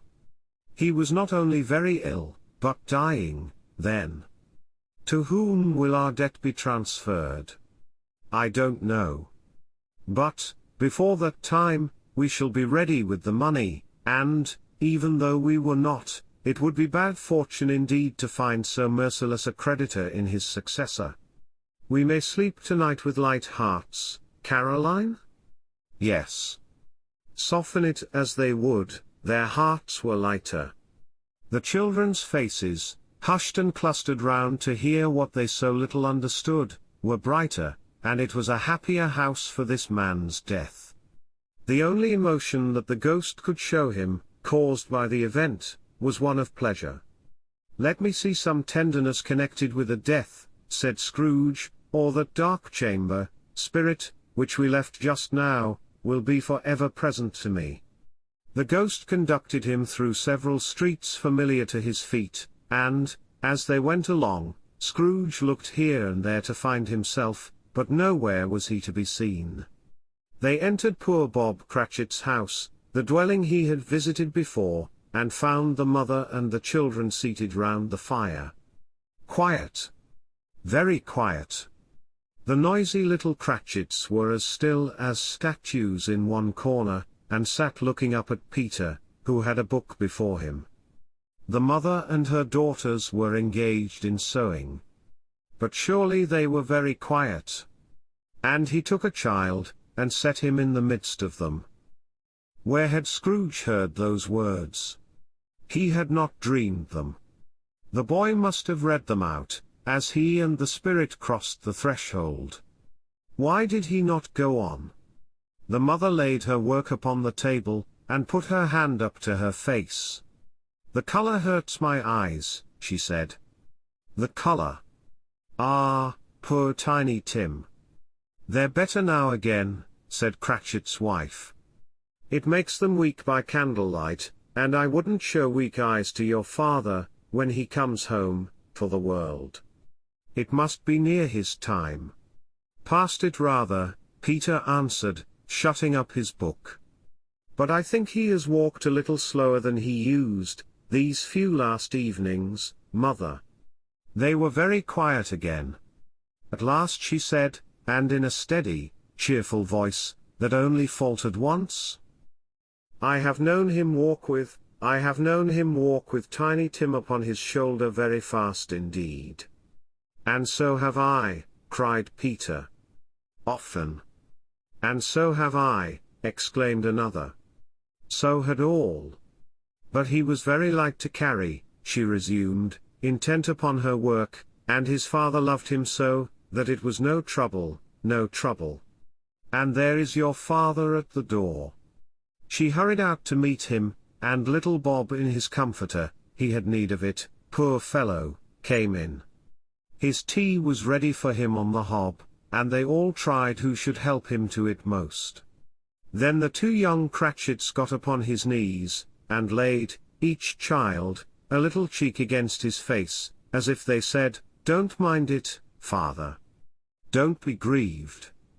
Bob was very cheerful with them, and spoke pleasantly to all the family. He looked at the work upon the table, and praised the industry and speed of Mrs. Cratchit and the girls. They would be done long before Sunday, he said. "Sunday? You went today, then, Robert?" said his wife. "Yes, my dear," returned Bob. "I wish you could have gone. It would have done you good to see how green a place it is. But you'll see it often. I promised him that I would walk there on a Sunday." "My little child," cried Bob. "My little child?" He broke down all at once. He couldn't help it. If he could have helped it, he and his child would have been farther apart, perhaps, than they were. He left the room, and went upstairs into the room above, which was lighted cheerfully, and hung with Christmas. There was a chair set close beside the child, and there were signs of someone having been there lately. Poor Bob sat down in it, and, when he had thought a little and composed himself, he kissed the little face. He was reconciled to what had happened, and went down again quite happy. They drew about the fire, and talked, the girls and mother working still. Bob told them of the extraordinary kindness of Mr. Scrooge's nephew, whom he had scarcely seen but once, and who, meeting him in the street that day, and seeing that he looked a little, just a little down, "You know," said Bob, inquired what had happened to distress him. "On which," said Bob, for he is the pleasantest spoken gentleman you ever heard, I told him. "I am heartily sorry for it, Mr. Cratchit," he said, "and heartily sorry for your good wife. By the by, how he ever knew that I don't know." "Knew what, my dear?" "Why, that you were a good wife," replied Bob. "Everybody knows that," said Peter. "Very well observed, my boy," cried Bob. "I hope they do." "Heartily sorry," he said, "for your good wife. If I can be of service to you in any way," he said, giving me his card, "that's where I live. Pray come to me." Now, it wasn't, cried Bob, for the sake of anything he might be able to do for us, so much as for his kind way, that this was quite delightful. It really seemed as if he had known our Tiny Tim, and felt with us. "I'm sure he's a good soul," said Mrs. Cratchit. "You would be sure of it, my dear," returned Bob, "if you saw and spoke to him. I shouldn't be at all surprised, mark what I say, if he got Peter a better situation." "Only hear that, Peter," said Mrs. Cratchit. "And then," cried one of the girls, "Peter will be keeping company with someone, and setting up for himself." "Get along with you," retorted Peter, grinning. "It's just as likely as not," said Bob, "one of these days, though there's plenty of time for that, my dear. But, however and whenever we part from one another, I am sure we shall none of us forget poor Tiny Tim, shall we, or this first parting that there was among us?" "Never, father," cried they all. "And I know," said Bob, "I know, my dears, that when we recollect how patient and how mild he was, although he was a little child, we shall not quarrel easily among ourselves, and forget poor Tiny Tim in doing it." "No, never, father." They all cried again. "I am very happy," said little Bob, "I am very happy." Mrs. Cratchit kissed him, his daughters kissed him, the two young Cratchits kissed him, and Peter and himself shook hands. Spirit of Tiny Tim, thy childish essence was from God. Spectre, said Scrooge, something informs me that our parting moment is at hand. I know it, but I know not how. Tell me what man that was whom we saw lying dead. The ghost of Christmas yet to come conveyed him, as before, though at a different time, he thought, indeed, there seemed no order in these latter visions, save that they were in the future, into the resorts of business men, but showed him not himself. Indeed, the spirit did not stay for anything, but went straight on, as to the end just now desired, until besought by Scrooge to tarry for a moment. This court, said Scrooge, through which we hurry now, is where my place of occupation is, and has been for a length of time. I see the house. Let me behold what I shall be in days to come. The spirit stopped, the hand was pointed elsewhere. The house is yonder, Scrooge exclaimed. Why do you point away? The inexorable finger underwent no change. Scrooge hastened to the window of his office, and looked in. It was an office still, but not his. The furniture was not the same, and the figure in the chair was not himself. The phantom pointed as before. He joined it once again, and, wondering why and whither he had gone, accompanied it until they reached an iron gate. He paused to look round before entering. A churchyard? Here, then, the wretched man, whose name he had now to learn, lay underneath the ground. It was a worthy place. Walled in by houses, overrun by grass and weeds, the growth of vegetation's death, not life, choked up with too much burying, fat with repleted appetite. A worthy place. The spirit stood among the graves, and pointed down to one. He advanced towards it trembling. The phantom was exactly as it had been, but he dreaded that he saw new meaning in its solemn shape. Before I draw nearer to that stone to which you point, said Scrooge, answer me one question. Are these the shadows of the things that will be, or are they shadows of the things that may be only? Still the ghost pointed downward to the grave by which it stood. Men's courses will foreshadow certain ends, to which, if persevered in, they must lead, said Scrooge. But if the courses be departed from, the ends will change. Say it is thus with what you show me. The spirit was immovable as ever. Scrooge crept towards it, trembling as he went, and, following the finger, read upon the stone of the neglected grave his own name, Ebenezer Scrooge. Am I that man who lay upon the bed? He cried upon his knees. The finger pointed from the grave to him, and back again. No, spirit. Oh no, no. The finger still was there. Spirit, he cried, tight clutching at its robe, hear me. I am not the man I was. I will not be the man I must have been but for this intercourse. Why show me this, if I am past all hope? For the first time the hand appeared to shake. Good spirit, he pursued, as down upon the ground he fell before it, your nature intercedes for me, and pities me. Assure me that I yet may change these shadows you have shown me by an altered life. The kind hand trembled.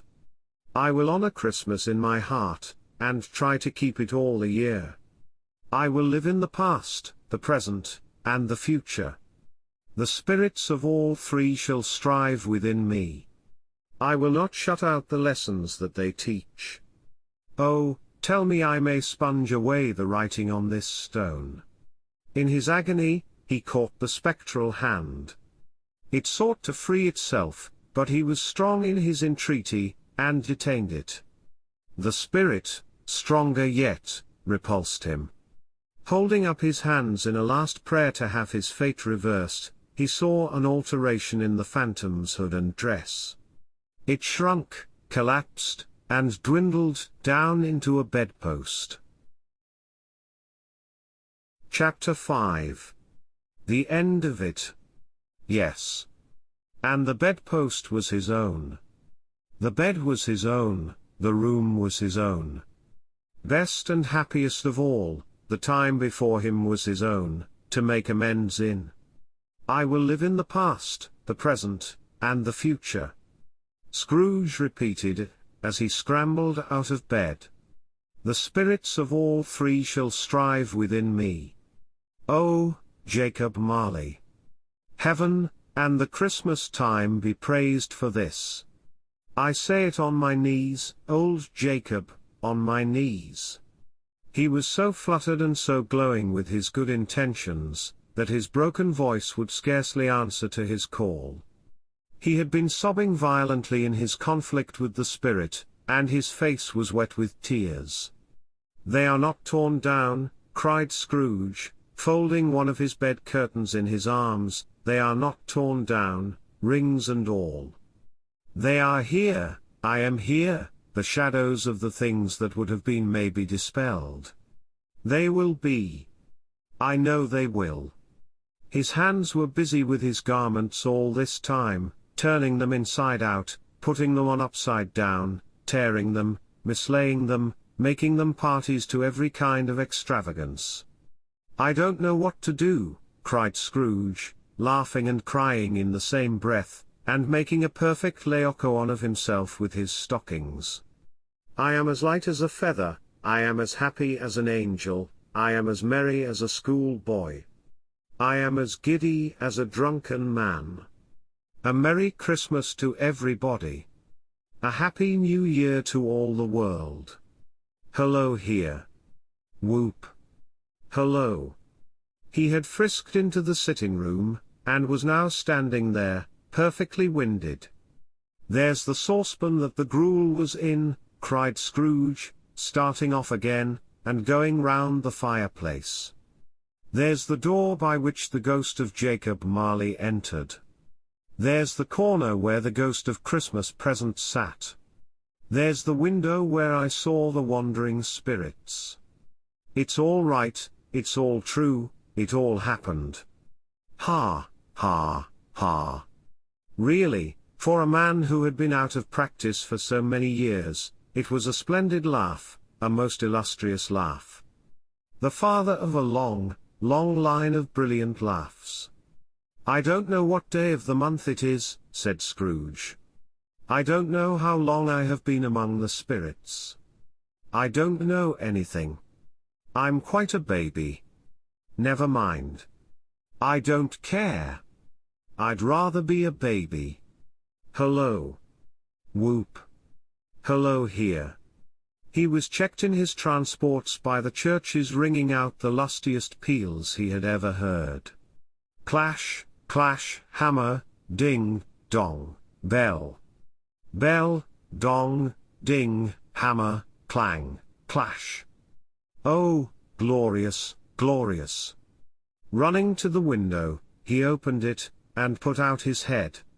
No fog, no mist, clear, bright, jovial, stirring, cold, cold, piping for the blood to dance to, golden sunlight, heavenly sky, sweet fresh air, merry bells.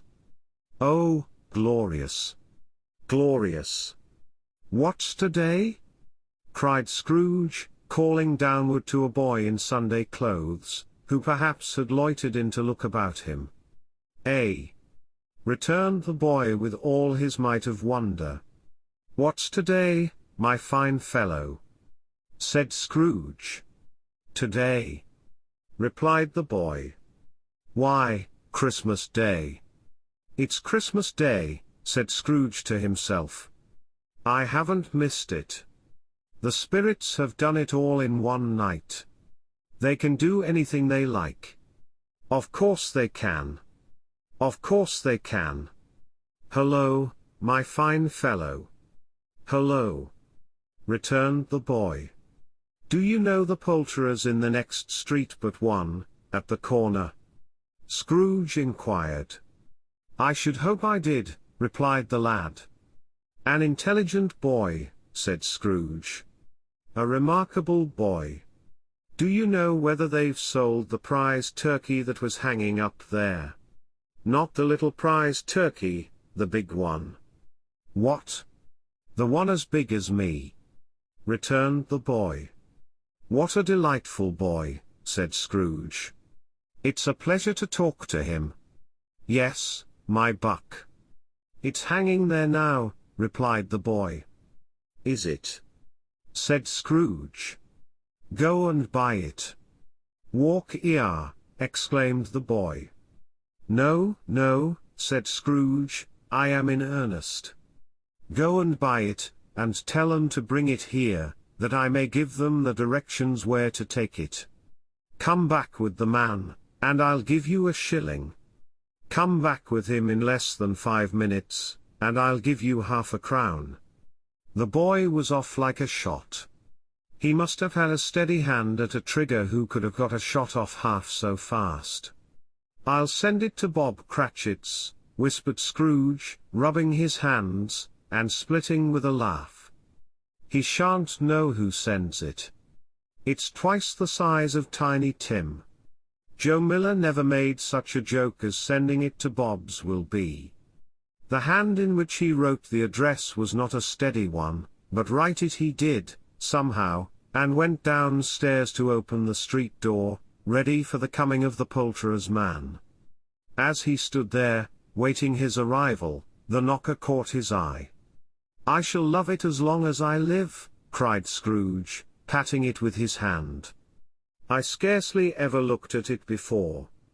What an honest expression it has in its face. It's a wonderful knocker. Here's the turkey. Hello. Whoop. How are you? Merry Christmas. It was a turkey. He never could have stood upon his legs, that bird.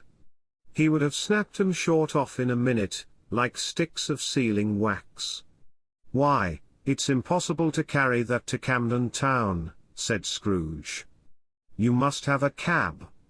The chuckle with which he said this, and the chuckle with which he paid for the turkey, and the chuckle with which he paid for the cab, and the chuckle with which he recompensed the boy, were only to be exceeded by the chuckle with which he sat down breathless in his chair again, and chuckled till he cried. Shaving was not an easy task, for his hand continued to shake very much, and shaving requires attention, even when you don't dance while you are at it. But, if he had cut the end of his nose off, he would have put a piece of sticking plaster over it, and been quite satisfied. He dressed himself all in his best, and at last got out into the streets. The people were by this time pouring forth, as he had seen them with the ghost of Christmas present, and, walking with his hands behind him, Scrooge regarded every one with a delighted smile. He looked so irresistibly pleasant, in a word, that 3 or 4 good-humoured fellows said, "Good morning, sir. A Merry Christmas to you." And Scrooge said often afterwards that, of all the blithe sounds he had ever heard, those were the blithest in his ears. He had not gone far when, coming on towards him, he beheld the portly gentleman who had walked into his counting-house the day before, and said, "Scrooge and Marley's, I believe." It sent a pang across his heart to think how this old gentleman would look upon him when they met, but he knew what path lay straight before him, and he took it. "My dear sir," said Scrooge, quickening his pace, and taking the old gentleman by both his hands, "how do you do? I hope you succeeded yesterday. It was very kind of you. A Merry Christmas to you, sir." "Mr. Scrooge?" "Yes," said Scrooge. "That is my name, and I fear it may not be pleasant to you. Allow me to ask your pardon. And will you have the goodness," here Scrooge whispered in his ear. "Lord bless me," cried the gentleman, as if his breath were taken away. "My dear Mr. Scrooge, are you serious?" "If you please," said Scrooge. "Not a farthing less. A great many back payments are included in it, I assure you. Will you do me that favor?" "My dear sir," said the other, shaking hands with him. "I don't know what to say to such munifi." "Don't say anything, please," retorted Scrooge. "Come and see me. Will you come and see me?" "I will," cried the old gentleman. And it was clear he meant to do it. "Thank ye," said Scrooge. "I am much obliged to you. I thank you 50 times. Bless you." He went to church, and walked about the streets, and watched the people hurrying to and fro, and patted the children on the head, and questioned beggars, and looked down into the kitchens of houses, and up to the windows, and found that everything could yield him pleasure. He had never dreamed that any walk, that anything, could give him so much happiness. In the afternoon he turned his steps towards his nephew's house. He passed the door a dozen times before he had the courage to go up and knock. But he made a dash, and did it. "Is your master at home, my dear?" said Scrooge to the girl. "Nice girl." "Very." "Yes, sir." "Where is he, my love?" said Scrooge. "He's in the dining room, sir, along with mistress." "I'll show you upstairs, if you please." "Thankee." "He knows me," said Scrooge, with his hand already on the dining room lock. "I'll go in here, my dear." He turned it gently, and sidled his face in round the door. They were looking at the table, which was spread out in great array, for these young housekeepers are always nervous on such points, and like to see that everything is right. "Fred," said Scrooge. Dear heart alive, how his niece by marriage started. Scrooge had forgotten, for the moment, about her sitting in the corner with the footstool, or he wouldn't have done it on any account. "Why, bless my soul," cried Fred, "who's that?" "It's I, your Uncle Scrooge. I have come to dinner. Will you let me in, Fred?" Let him in. It is a mercy he didn't shake his arm off. He was at home in 5 minutes. Nothing could be heartier. His niece looked just the same. So did Topper when he came. So did the plump sister when she came. So did everyone when they came. Wonderful party, wonderful games, wonderful unanimity, wonderful happiness. But he was early at the office next morning. Oh, he was early there. If he could only be there first, and catch Bob Cratchit coming late. That was the thing he had set his heart upon. And he did it, yes, he did. The clock struck 9. No Bob. 1/4 past. No Bob. He was full 18 minutes and a half behind his time. Scrooge sat with his door wide open, that he might see him come into the tank. His hat was off before he opened the door, his comforter too. He was on his stool in a jiffy, driving away with his pen, as if he were trying to overtake 9 o'clock. "Hello!" growled Scrooge in his accustomed voice as near as he could feign it. "What do you mean by coming here at this time of day?" "I am very sorry, sir," said Bob. "I am behind my time." "You are?" repeated Scrooge. "Yes. I think you are. Step this way, sir, if you please." "It's only once a year, sir," pleaded Bob, appearing from the tank. "It shall not be repeated. I was making rather merry yesterday, sir." "Now, I'll tell you what, my friend," said Scrooge. "I am not going to stand this sort of thing any longer. And therefore," he continued, leaping from his stool, and giving Bob such a dig in the waistcoat that he staggered back into the tank again, "and therefore I am about to raise your salary." Bob trembled, and got a little nearer to the ruler. He had a momentary idea of knocking Scrooge down with it, holding him, and calling to the people in the court for help and a straight waistcoat. "A Merry Christmas, Bob," said Scrooge with an earnestness that could not be mistaken, as he clapped him on the back. "A merrier Christmas, Bob, my good fellow, than I have given you for many a year. I'll raise your salary, and endeavor to assist your struggling family, and we will discuss your affairs this very afternoon, over a Christmas bowl of smoking bishop, Bob. Make up the fires and buy another coal scuttle before you dot another I, Bob Cratchit." Scrooge was better than his word. He did it all, and infinitely more, and to Tiny Tim, who did not die, he was a second father. He became as good a friend, as good a master, and as good a man as the good old city knew, or any other good old city, town, or borough in the good old world. Some people laughed to see the alteration in him, but he let them laugh, and little heeded them, for he was wise enough to know that nothing ever happened on this globe, for good, at which some people did not have their fill of laughter in the outset, and, knowing that such as these would be blind anyway, he thought it quite as well that they should wrinkle up their eyes in grins as have the malady in less attractive forms.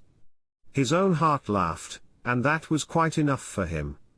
He had no further intercourse with spirits, but lived upon the total abstinence principle ever afterwards, and it was always said of him, that he knew how to keep Christmas well, if any man alive possessed the knowledge. May that be truly said of us, and all of us. And so, as Tiny Tim observed, God bless us, every one. The end. This concludes the reading of A Christmas Carol by Charles Dickens. Thank you for listening. Please subscribe to our channel and check out our other audiobooks and videos.